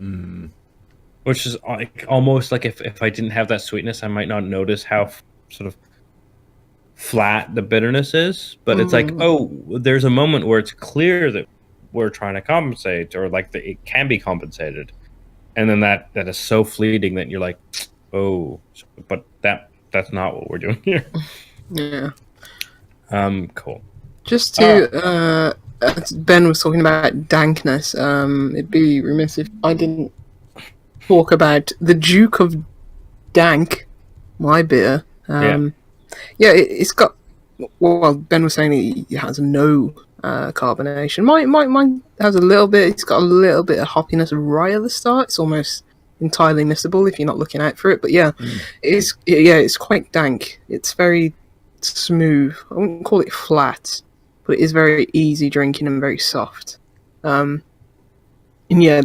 Just even talking, it's like I'm not going back for it because it's very wet and it doesn't dry my mouth out, and you've still got that like maltiness and the berries just sitting on your tongue after quite some time. So and getting the slight warming from the alcohol, like after so it's 6.3%, so it's a bit stronger than the last. But it's a really good beer. Nice, really good. I also have to say that Twist and Shout was written by Phil Medley and Bert Burns, but originally recorded by the Top Notes. Then it became a single as a cover by the Isley Brothers. Yes, and then the Isley Brothers. And then the Beatles had it on Please Please Me in 1963. Yeah. Oh, Footsteps in the Dark is a fucking phenomenal song. So it's, in fact, not either the Beatles or the Isley Brothers, or even the Top Notes. I knew two of those people who covered it. Yeah, probably out of the hundreds. I mean, I don't think so. No one knows that it's the Top Notes. I mean, it became famous via the Isley Brothers. Yeah. Anyway, cool. I mean, Justin Bieber's probably covered it or something. More than likely. Most covered song. Oh god, I want to look up the most covered song. That's not what we're doing here. This is not changing to some sort of. I'm sure we could all get it if we thought how. Yeah. Charted up. I don't know. Doesn't matter. Anyway, Lucy. You've got a segment for us. He says, hoping because he didn't check it in advance. Yeah, I played a game because I haven't been in the mood of playing games in ages. This is. You know what mood backwards is, though? Doom, which is a great game. I really want Doom Eternal.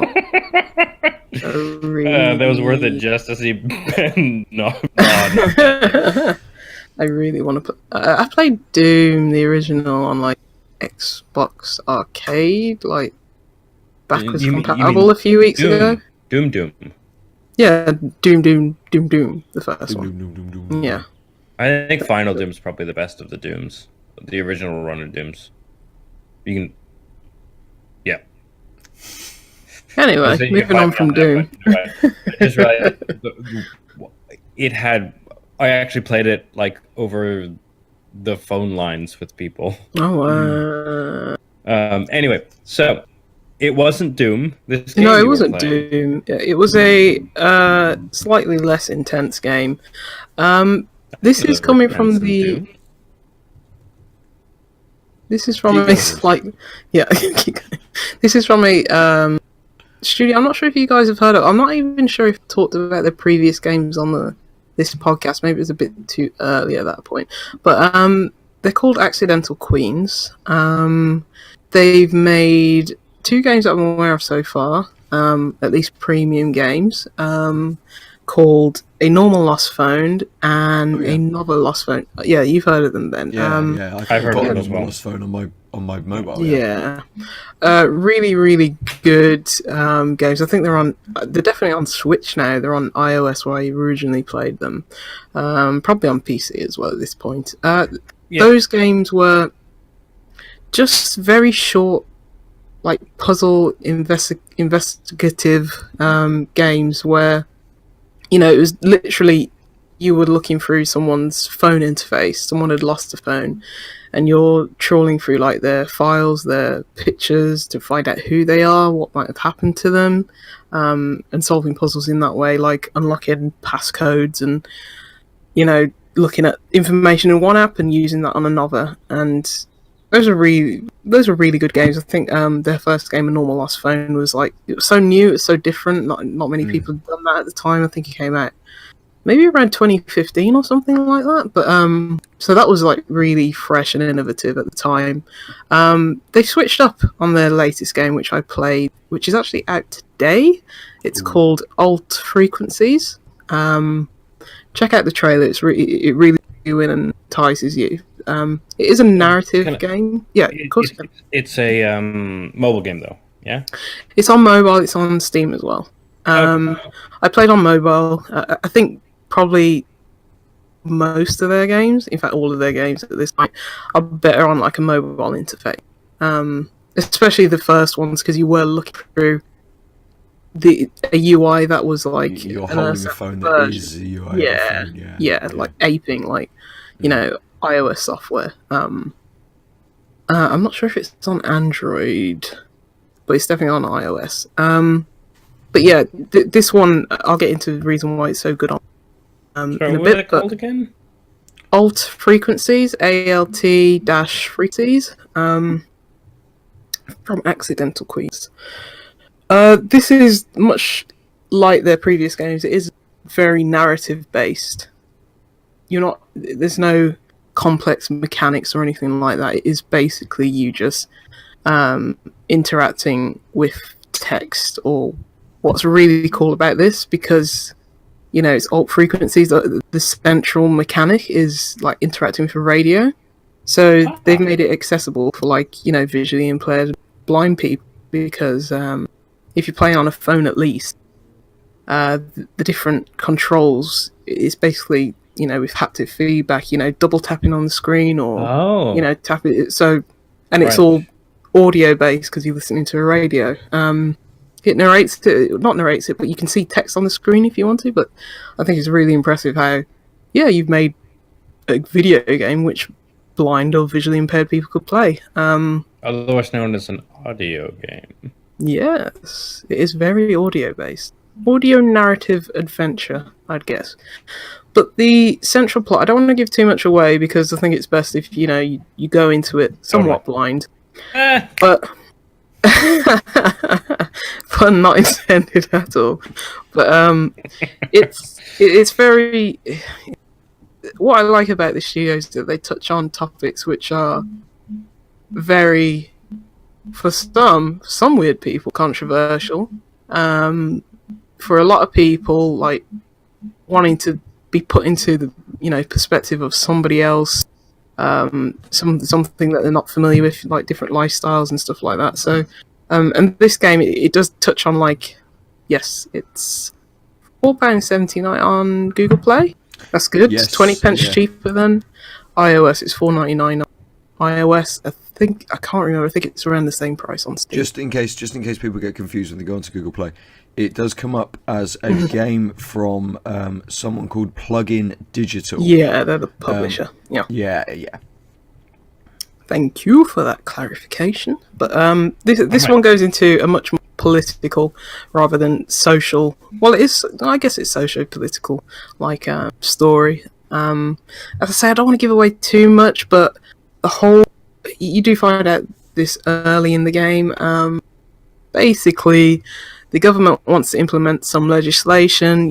They're coming on a vote. Whether the society, it doesn't really specify which society it is, what kind of, like, I wouldn't say frustrated me, but what kind of, broke probably a bit of the immersion is that they've got a diverse voice cast of, like, American and British accents, so maybe that's intentional to be like, okay, this isn't purely set on, like, the dystopia over here in the UK / the dystopia over there in the US, perhaps. Or maybe it's just because, they just pick the best talent. I'm guessing it's the latter. The voice cast do a good job, and, it's written really well anyway, so it doesn't break too many things for me. Just slightly the immersion. But anyway, you basically listen to these different radio frequencies. You have, like, this poppy... I was going to say BRMB, but probably nobody knows what that is now. Like Poppy, Capital FM, I guess. Like just playing music. You have like this student radio. You have like news broadcasts, and they're all talking about this upcoming vote, which centres around. I don't know if I should say or not. You know what? I'm not going to say. It's not just leave it. You find out early in the game, but I think about it. Yeah. So I think the whole Discord did a bit of a. I think we all talked over each other, but I think the key is at the just shy of £5 level. This is a thorough recommend. It sounds like. I'd like to say so. It's just because I really their first game, like more than any of the others, like more than this one. But I'd still say it's split into about 6 chapters. And it does have slightly alternative endings. It probably took me about 2 hours, but let me get into the mechanics of the game, which probably sell you on that. It's not simply as, either listening or reading to the different voices on these frequencies. So at the very beginning of the game, it gives you a really, intuitive tutorial, which you can revisit at any point. Basically, you're just thrown into this... You're in this room and there's this radio, and it's this very static, like, image. That's it for you, apart from tuning into different stations. Your aim, basically, is... there's obviously a covert group who's trying to say, look, this legislation could potentially be dodgy, or not, you don't know. That's the mystery behind it. You're able to record certain snippets of audio on certain radio stations and then upload them to other radio stations. So, for example, you're listening to this news broadcast, which is talking about, this legislation, how do people feel about it? Are people scared of the repercussions of this or that? And it's like you take one snippet of audio from that radio station and then you upload it to maybe this sort of talk show host, like kind of Jeremy Kyle's show host when he was on the air. And it's like you're very distorted, like just one snippet of audio which could be construed in many different ways, but just as that small snippet can just be skewed towards how one person's thinking. So this guy on this talk show, he may be completely against this legislation, like it's bad for public health and stuff like that. If you take one snippet from the news broadcast that just out of nowhere, just middle of the line, just stating the facts, this could happen, and you take that small audio clip and then upload it to his channel, he takes it in a completely negative way because that's already his stance on it. Or alternatively, if you're someone who's pro the legislation, they could take that in a completely different stance. And once you keep doing this, it's got like a underlying sense of this is how easily like news can be altered and skewed and fake news, and seeing one slogan, headline, whatever, Facebook could skew a lot of people towards voting a certain way and stuff like that. So it's like it's got an insidious feel to like what you're doing, just to get people on your side by skewing skewing the news and stuff like that. So it's got a really interesting premise where you're, as I say, like taking snippets of audio files and then just uploading them to different stations and seeing how they react to that, and that progresses the story. So yeah, mechanically it's different from their other games, and mechanically there is to it. It's not. So sorry. It doesn't get into a kind of. Hopefully, it's quite an intuitive kind of way of being able to take snippets and things like that. It's not like Audacity, the game where you've got to kind of, select, like audio tracts and like kind of like crop them and cut them and all of those sorts of things. No. It's like signposts you. It's not as, because you could.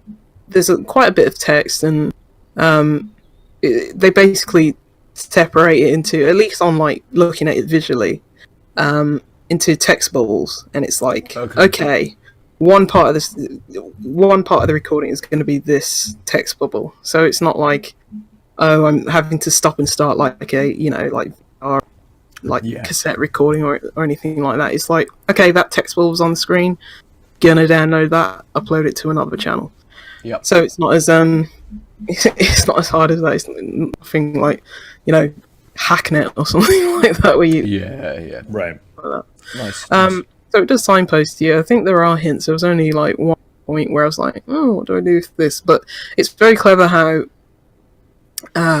just in the dialogue and the written narrative, how it gives you clues and it signposts you, and there are these really intuitive like puzzle elements where it's like what you're reading gives you a subtle or large hint as to what to do next.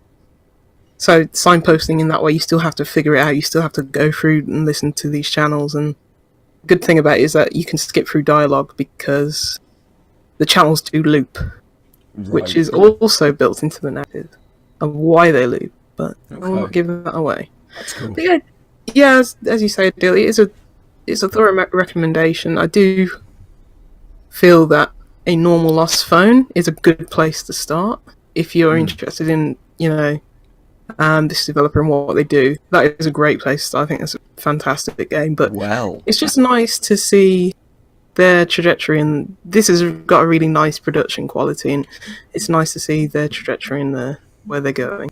Nice. I have just discovered by going to Accidental Queens, by going to their website, because you were saying about the UK and US kind of the differences. What to do with it from? They're a French developer. Yes, they are. French development studio of 3 women from the games industry, founded initially by 3 women from the games industry. Doesn't tell us who. Anyway, you click on more info on Alt-Frequencies, and it takes you to altfrequencies.com. So the game has the hyphen in between Alt-Frequencies. The website doesn't. It's just altfrequencies.com. It said see on itch.io, and I clicked it, and it took me to the link on itch.io to a normal lost phone rather than Alt-Frequencies. But it's more expensive on Steam. If you keep scrolling, there is a prequel, Alt-Frequencies, the News One Stories, nice. Which you can click the link on there and play for free. I'm gonna try that out. There's a free kind of demo element to this to be able to possibly go in to experience something from these people. Brilliant, thank you. Awesome. I didn't know about that. So thanks for that research, man. Yeah, but yeah, I really like their games. They're good, and I just hope to see them do more and more. Their previous games weren't voice acted, so yeah, you can tell there's they're just stepping it up. They're stepping up their game every time, and it does hit. It's like, just because I'm not as hot on it as a normal Lost Phone, probably because that was just so new and like so refreshing to see. I mean, so many games since then have done like the same thing. Like Simulacra is the one that comes to my mind and stuff like that, where it's like going through a phone interface. But theirs was like the first I'd seen from that point. It's got a really like heartwarming story to it. It's so good, you know. Excellent. I mean, so now my dilemma is I didn't actually play a normal Lost Phone. I'm super intrigued by Alt-Frequencies, but perhaps I might wait. Also because I'm going to be traveling soon. Yeah, surprise, surprise.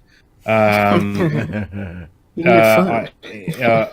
games are great. Yeah. And you've reminded me that I think I forgot, or I've forgotten that I did. I played all of Florence on a plane, finally. Oh, nice. And by that I mean last time I was on a plane, and then I forgot all about it when we had... How does one forget? What did you I forgot to talk about it. Yeah, I know, but how does one forget? Because I'm so used to being like, I didn't play a game. Don't play anything, My topic. And so given that we've cycled through, and it's an old game, boy, is Florence great. Yeah. Yeah. I mean, if anyone's played it and knows a little bit about my backstory, boy, is that a thing that's that why we said don't play it, you know. That's why we wanted to give you some time. We cautioned you off it, I think, when it first came out. Yeah, you totally did. And then I played it on a plane, and it's like, oh, I am stopping. Oh, yep. These are actual factual tears, and maybe I'll just watch some shitty movie after this. Watch Snakes on a Plane. Yeah. I don't actually remember what I watched. I think it was some random Korean film. Anyway, it's really good. I mean, I think it is a really good example of telling a narrative with really simple, quote-unquote, gameplay elements, but those gameplay elements put you deeper in the narrative. And I think a lot of mobile games, which really just want to tell a story, often just have, like, pseudo-puzzle elements that are, like, they don't do much. They don't, like, towards the narrative. It's just like, okay, to progress, to learn the next part of the story, you have to do X. Well, like, the thing I'm thinking of the most right at this moment was, like, so it's the story of a relationship. We'll leave it at that. I don't want to spoil anything more. But the two people in the relationship end up arguing at different points in the game. And one of the puzzles, the gameplay elements, is you've got a speech bubble, and you've got sort of puzzle pieces that fit into the speech bubble, and you have to just click and drag, right? Because you're on a phone. Drag those things sufficiently. Like, it's got the quote-unquote hitbox. Yeah, it's got a snap to it. It has some snap too, but there's some accuracy there. And the idea is the argument goes by they're going to at a specific rate be throwing their speech bubbles out, and you can try and match that by doing it quickly. But if you don't quite match up, the hitboxes are such that it won't quite work. And depending on how heated things get, or like a certain sort of argumentative moves, if you can call them that, are like 2-piece puzzles, really easy, versus like 3 or 4-piece.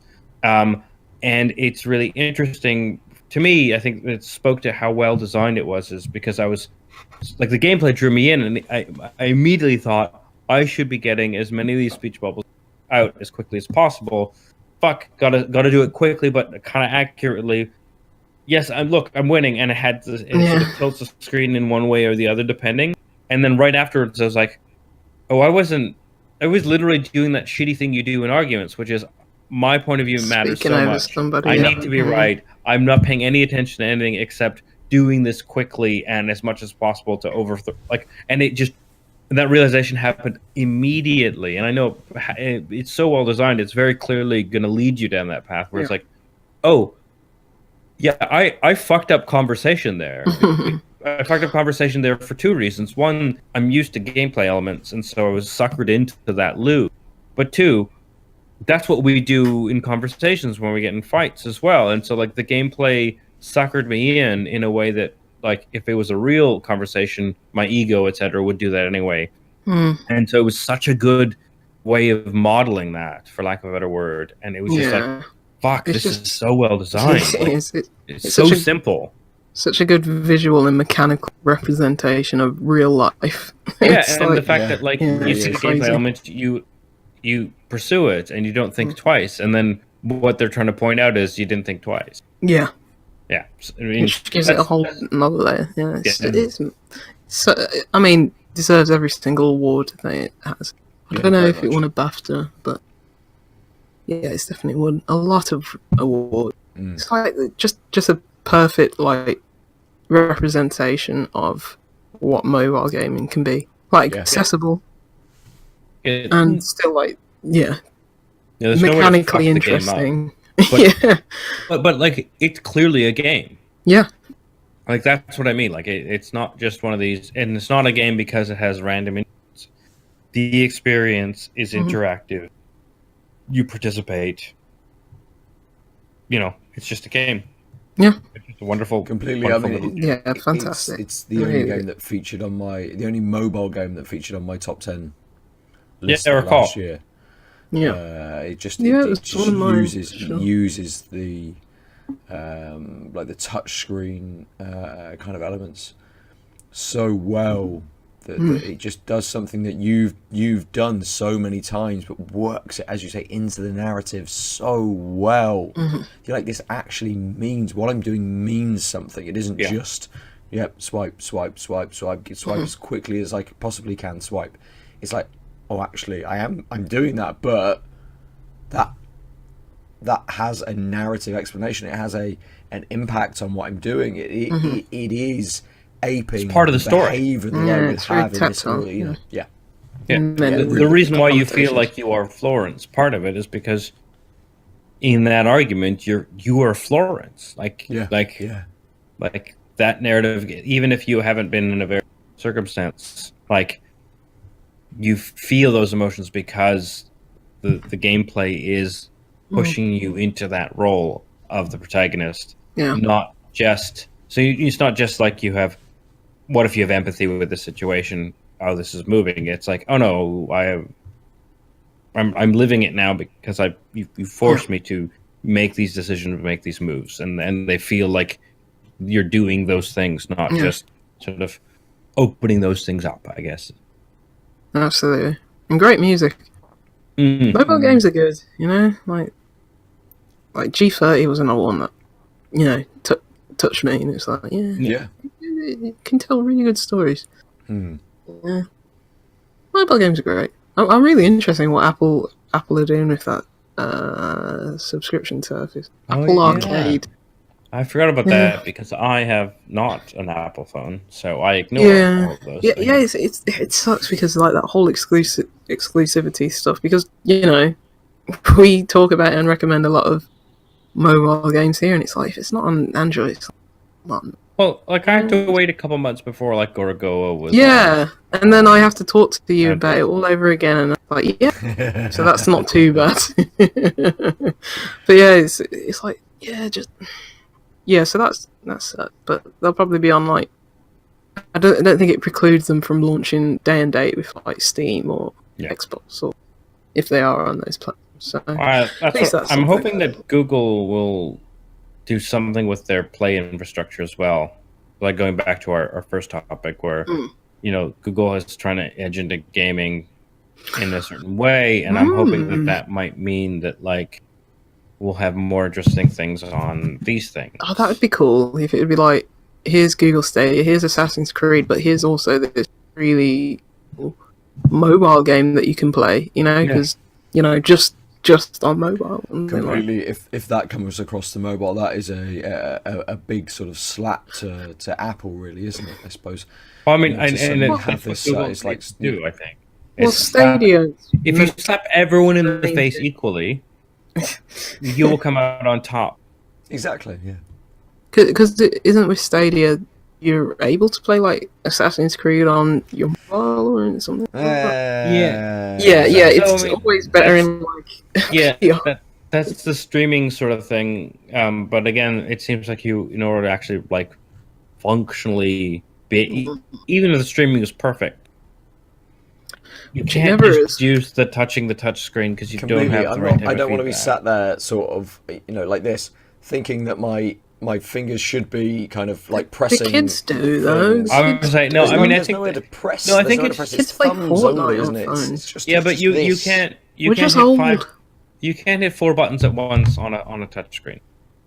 No, So there's a limitation on what you can model and stream on a touch screen. Yeah, so that's the true. biggest You probably need barrier. a controller. And I'm saying that specifically. It's not that buttons are better than touchscreens. For us, buttons are better than touchscreens. Oh, For kids, that absolutely. might not be the case, but there's a limitation. No kids right around here. This is an I love 18 pushing plus people's podcast. buttons. But yeah, so I think like streaming to your mobile phone with a like shitty Bluetooth controller would make perfect sense. The Steam, you remember that Steam Link Play thing that came to Android last year? Yeah. It's on Apple now. Someone sent me a link, and it's God. I mean, Steam Big Picture Mode is just hell on earth as it is. I don't mind it. I cannot stand it, but I figured out how to make a shortcut to Netflix. It was like a lag of about 120 seconds. It had 95 megabits per second, like when it was testing it, and I was like, yeah. Terrible. Yeah. Yeah, no. It was like, oh, the screen hasn't responded in about 2 minutes. I used when I had a home theater back in Halifax. I just had a PC that would boot up into big picture mode, and I figured out how to convert shortcuts. Make Windows shortcuts that went to URLs in Chrome that automatically went to full screen, such that I could run Netflix through big picture mode by making a favorite to the shortcut to the thing. And that was mostly just I like solving puzzles. And this was a way to solve a puzzle, but it actually worked. A real life puzzle. It actually worked reasonably well. So that then I was like, oh, cool. Now you can there's a way to navigate to web pages and have it seamlessly move from big picture mode, your joystick. Yeah. Moves between your nubbin moves between options versus mouse mode where it scrolls it just and as soon as you open it, you can have it set so as soon as it opens external application in Windows, it becomes just a mouse. And then it was like, cool, now I can make shortcuts for YouTube and Amazon Video and all these things. And then it was like, cool, now I have a box that can do all these things. Expensive box. But the key is you need to have the knowledge and time to configure all that garbage. Exactly. Otherwise, now you need a smart projector with it all built in. Yeah, but I've never actually done the streaming to a Steam box or a non. I've tried, but I tried to play a game in the same house on my laptop that I had on the PC downstairs, and it was like, well, this is garbage. I'll just go downstairs. But also, yeah. That's clearly not. Mine worked well. Mine worked well in my old house, where both my PC and the Steam Link were hardwired into the router. Yeah. Now my my PC goes through a power adapter. Yep. Through the housing wiring to the router, and then the Steam Link is hardwired into the router. And it's not enough. It's okay, but there is a little bit of lag between it, and I think it's just the shitty house wiring. I think, and the capacity that it can kind of take through it. I think if my PC was hardwired into the router, I'd have absolutely no problems. But I've never tried it on a wireless connection, so who knows? I mean, I haven't even tried it through my phone. I've never even attempted to try it on Android through my phone. So. I mean, that's the one thing about Google Stadia, which just seems so far-fetched. I can't wait for that future in 50 years when I'll probably be dead, when, streaming is, as good as native, or almost as good as native. Yeah. I've been a beta tester of NVIDIA now for ages, a couple of years now, and my laptop my Mac laptop can play any game I own, on PC virtually. Yeah. Because literally what they do is they give you an instance on the server farm, and you install the game to that instance, and they give you the resources, and you just need a fat enough, quick enough pipe, and you play the game just on streaming. Problem is, like on the university network, because there's just too much infrastructure, the lag becomes a problem, even if it seems like the pipe is okay. But on my last place, where the internet was less shady, I could do that if I wanted, but also in that house I had my PC before it fried itself. In this place, the internet, like I think we just have a shitty router, and no one's ever questioned it because I think no one's been a user of the internet to the degree where it matters whether the router is ancient. And now it's like, well, functionally, there's no point in me using GeForce. But like, I can see that future, right? Like, I've experienced it in the optimal situation. It works. And like, would you pay £12 a month so you never have to upgrade your PC? Probably. I'd pay £12 if you had the pipe, right? on every single game and just play it on Switch. Oh yeah, as if Switch games are only £12. No, £12 extra than the asking price. Yeah. At least 12. Pretty standard for a Switch game. Yeah. Cool. I hope to play more Switch. I'll play more games. So, you guys. Next week, I'm going back to Canada for a family wedding. Again? Yeah. I didn't think I was going, and then my parents were like, you should come to the wedding, and we'll pay for the plane ticket. And now I'm going to be away for another couple weeks. Because if I'm going to go, I'm not going to go for a day. But I'm taking my Switch. I'm taking my Mac, which has Steam. And I'm taking my Pixel, which can play most games. Tell me what I should play. And then after this conversation, we'll wrap up. Oh boy. Yeah.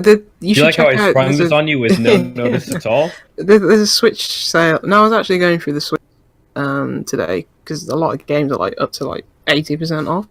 Oh yeah. There's some really good games. I don't know I'm not sure how many you've missed. Like SteamWorld Heist is like £4. Oh no, SteamWorld Heist 1 and 2 I have on the Vita. No, that's big. SteamWorld Heist.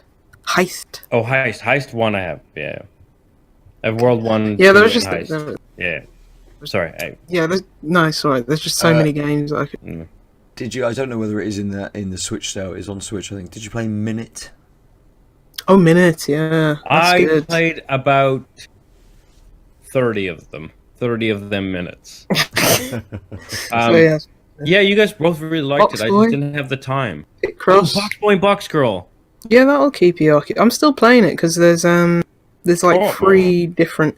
Yeah, there's co-op mode, but you can play it single player. I was like, cool. That's the one I'm going through now. And that's like the last out of 3 campaigns going through. Nice. Okay, so I'll definitely put that on. Lauren Aitken told me I should get the Little Shovel Pets Knight game. That's not even out yet. The Switch Pets, Dogs and Cats game. I don't know what that is. Lauren's too in the industry now. I was like, Oxenfree. She posted a screenshot on Twitter, like she made her little cat there, and I'm like, and then she showed a video of her playing like frisbee with a dog. I'm like, wait, you can't play frisbee with a cat? She's like, oh no, you can totally do things with all the pets. You should definitely get this game. And it was like, cool. And then I looked it up, and it was like, oh, it releases May 27th. Well, it's like little. Is it like? Littlest Pet Shop. I used to like Littlest Pet Shop. Shovel Knight, Oxenfree. It's Little Friends, Dogs and Cats. What have you got Hollow Knight on, Adam? Oof. Not on, I have it on the PC. I don't have it on the. Buy on the goddamn Switch. Night in the Woods. The Messenger. I'm just reading stuff that's on sale. That's really. Owlboy, Inside, Zero Drifter. How about you, Ben? Dead Cells, Golf Peaks. Ooh, Dead Cells. Abzu, Guacamelee 2's on there. I have Abzu. On sale. Forgotten Anne's on there. Ben, I know you just recently started Forgotten Anne. Really enjoying it. Mutant So Blob I can't play the Division 2. Bridge? No, you can't play. Unless you can stream from your PlayStation to your Switch. I There's mean, that's another what this game, deal is all about, isn't it? There's a game called Pet Care for 95 pence. There's a bear in it. Oh shit! Can I? If there's a game for 95 pence that I can have a pet bear, I don't even care if it's bad. What was it called? Pet Friends? There's only one care. command, and it's just dance. Don't buy it, Adil. Another M++, Bridge Constructor Ooh. Portal. The Last Day of June, that's very good. Sundered, Guns Gore and Canoli 2. Yeah, there's a lot. There's a lot. Yep. Old Man's Journey. All right. Wonderful. So one, if you're listening, check out the current Switch sale. It's one of the few times Nintendo has put things on sales, and it's actually like a reasonable one. They put on more sales just for like their digital titles. Yeah. All the indie games. So much here. This is a really good platform. Ben, By do the you have way. any ideas of what I should play? Like a short burst type game, low resources. Low resource, short burst on your mobile. Lucy talks about photographs not long ago. Did you finish that? Excellent. Yeah. I still haven't finished it. No, I'm on the final. I'm on the final chapter. I've been taking it very slowly. Very. Yeah, very, very slowly. I actually downloaded a game called Tokaido, which I think was like around about £1.40, but is if you want a little bit of a board game fix, it has that kind of board gamey element to it. It's kind of like turn-based. You place yourself along a path on a certain kind of area, and you gain something from that area. By the time you then get to the end of the section, you're trying to get as many points as possible. But it's got this lovely Eastern aesthetic to it. It has the music's very nice. It's very calming. Everything is kind of like white backgrounds, and then the space that you're going to move on has a little coloured like mountain behind it, and you've gone to like the mountains, and you gain a one part of a painted panoramic of a mountain scene. If you gain all of those parts by hitting enough mountains throughout your journey on the board, then you get extra points at the end. And it's a very easy playing, very relaxing kind of thing that you can probably play one game in about sort of maybe between sort of like 8 to 10 minutes, something like that. But super easy to play, very relaxing. But you can jump a little bit into the strategy and the kind of the intricacies of what you're doing based on the characters that you can pick to the character piece you can pick to move throughout the board with as well, and the bonuses that they get. So it provides a little bit of kind of strategy to it as well, which really good. I mean, it was like £1.40. I think cheap. I spent like I played a couple of games in an evening, and I'm like, I'm satisfied with this, and then instantly came back to it the next evening. Like, I'll just have a quick game. Yep, I can bang this game out. Tokaido, Tokaido, Tokaido. What platform? It's on Android. Android. Okay. Interesting, but I'd recommend Box Boy, because I just want you to play that game. And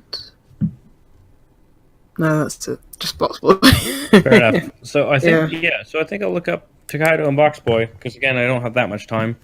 I'll have some downtime, and there's a Box Boy demo if you want to just. So I've seen some gameplay vids, etc., and I think it's my type of puzzler. You've talked about it before. Wonderful. I've just never had a clear platform to do it in, and so I think it's wonderful. It's what my dreams are made of. I mean, to be honest, I'm actually kind of looking forward to trying to co-opt someone into co-op, because I think it'll be a lovely frustration. There's something about. I think it's only local. The person on the plane next to you just wants to sleep. Annoy them. That's what I mean. Like, just be like, play this game with me, and then find out how. Because it seems so. Co-op puzzle games are frustrating as hell And yet I kind of enjoyed that masochism of being like, Sadist, yeah. yeah, it's just like, I'm gonna hate this, but also it's like kind of like doing an escape room with people you don't know very well. Like there's something to figuring out how to be good. We'll play Super Mario Maker. Oh shit! Yeah. Also, when we come to Birmingham, we should fucking find an escape room. I'd love to do an escape room with you guys. I'd probably just want to go and I'd rather just go and drink. Yeah. Okay. Oh, the microphone's gone. Yeah, I was gonna say That's the level of escape room we're at. So. Cool. Anyway. All right. It was the shock of being in an escape room whilst think that's drunk it. and hot. Yeah. It's like, Yeah. no. Whilst inebriated and probably very, very hot in the middle of summer. Right. So, thank you for your recommendations, my friend. I will take them under advisement, and if I play a game, it'll probably be one of the ones you recommended. I say if I play a game because we all know who I am. So, I'll just fall asleep and watch a film. I rarely sleep on planes. Me too, I just watch can't. 3D movies or I'm like I literally start every flight this way. Go through the entire film list. Like these are the ones I'm interested in. Pick one, start it, have a couple in mind, and they almost always are foreign films that I'm never really gonna like seek out, and thus never see again. Or sometimes it's like some shitty superhero that I didn't get around to watching, and so I'll watch it on the plane. Like if Shazam is in plane time, I'll watch that. Okay. Oh dear. Cool. All right, let's round up our beers.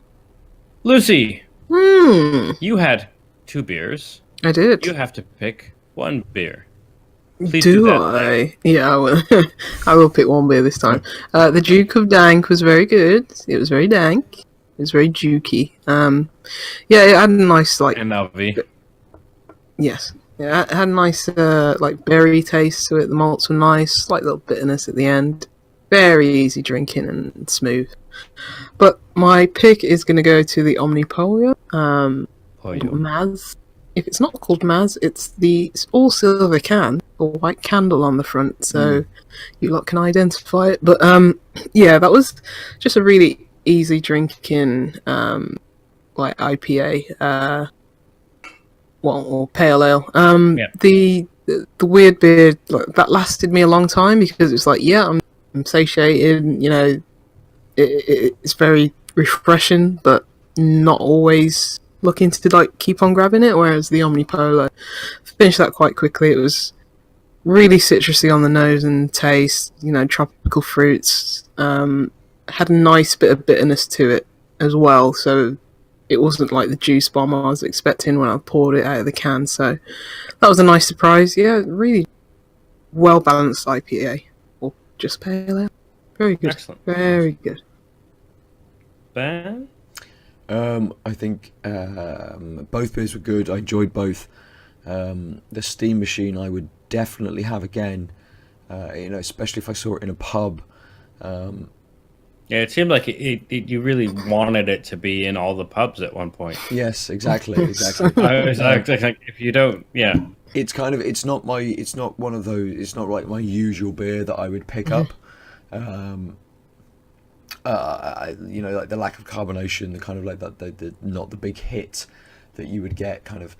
But I think yeah, it would be. It's a very easy drinking beer.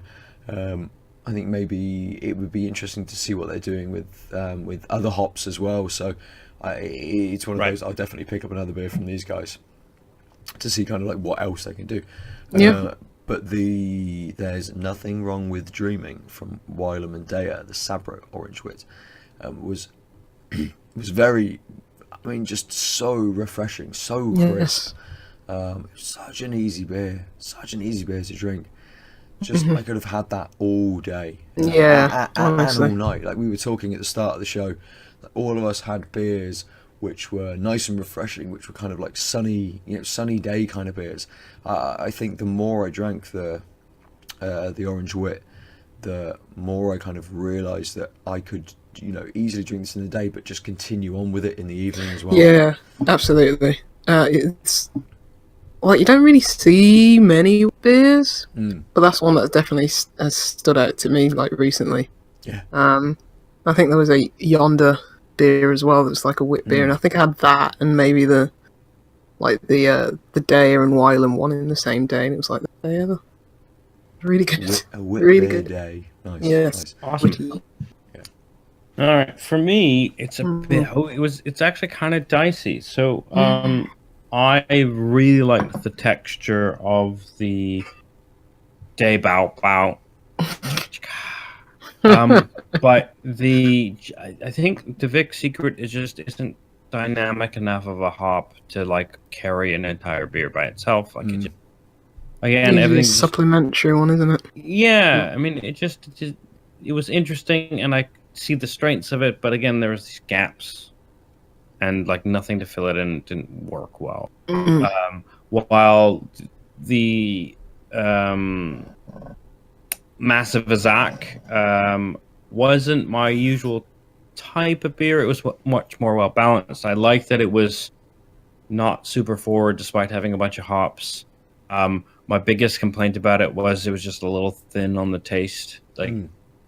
Like at 5.4%, you could have a bit more of that velvety mouthfeel that sort of makes it feel like not a super low alcoholic session beer or something like that. And it sort of had that session-y, like we've in the past few weeks, we've talked about, like when we've had these lighter beers, how there just isn't enough oomph when you don't have the alcohol. And it just feels thin, and it's like, well, this has the alcohol, but it has that thinness, and that was like the only detractor, but everything else worked really well. And so I'm gonna edge out Arbor, but again, like, it's quite a like close dead heat. But in the end, if I'm just saying the main, I think what it is the Pomona Island Day Bao Bao does exactly what I want the Massive Azzac not to do that it doesn't. Yeah. But that's just like, this one's doing the one thing I wish the other one does. Right. Yeah. But the other one's doing so much better. Right. So it's like, like having had the one and then the other, I might see some a strength out of the Day Bao Bao. But if I didn't have the Massive Azzac, I don't think I would have been like, oh, this is a strength of the Day Bao Bao. It's just sort of, it happens to have given me a strength. Like one of its only real strong strength is the thing that the Massive Azzac is weak on, and everything else is quite good. So it's a Massive Azzac, I think, from Arbor. Nice. Nice. But it is super. It's always bizarre when you have sort of beers in that order where you're like, oh, you can't. Shit. Like, what are the odds that the one point where I'm disappointed is exactly the strength of the next beer? All right, and that brings us here to the end of the episode. So, if people wanted to wax intellectual with you, Ben, I've been going Lucy Ben all day, so now I'm going to go Ben Lucy. Ben, how do they contact you? Also, I forgot how they contact us, so you can tell us both. Oh, wait, no, your voice is going. Just tell us how they contact you. @Nova_voice. Yeah, I'm failing miserably at this hosting thing. On all of the things. And Ben's on Instagram as well as Twitter. He heads our Instagram, which is tankedupcast.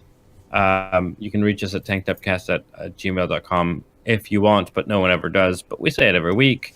Our Twitter is tankedup_cast. Have we switched it to tankupcast? I can't remember. No, that's right. _ it. Cool. We do actually respond on Twitter and Instagram quite quickly, and we would respond on email if people emailed us. Lucy, how do people hassle you directly if they didn't want to just hassle us en masse? GCLease9, literally everywhere. I've made it easy for you all. And I'm at the Omniarch, literally everywhere. Cool. Then I think we've been Go to our lives.net. Oh, fuck yeah. Outoflives.net, especially because Ben's been actually writing articles that are really good. Yes, read his recently. Plague Tale of Innocence, if I got the name right. I think read we're his going to call that article Ben's Tale of Plagueis the Elder. How Ben got the plague. Ben no speaky. Yeah, Ben's dying here. We should yes, go. go to Idolives. I've got plenty of other podcasts like the Glorious Movies Cast and This Next Act, which are movie and comedy podcasts respectively, and a bunch of articles about things that are interesting. And you can find us on Facebook on Outer Lives Network as well. Now, I think we've been tanked up for one more week. Bye. Ben's waving for all you listeners. I'm glad. There you Yeah. go. Bye. Bye. Ciao.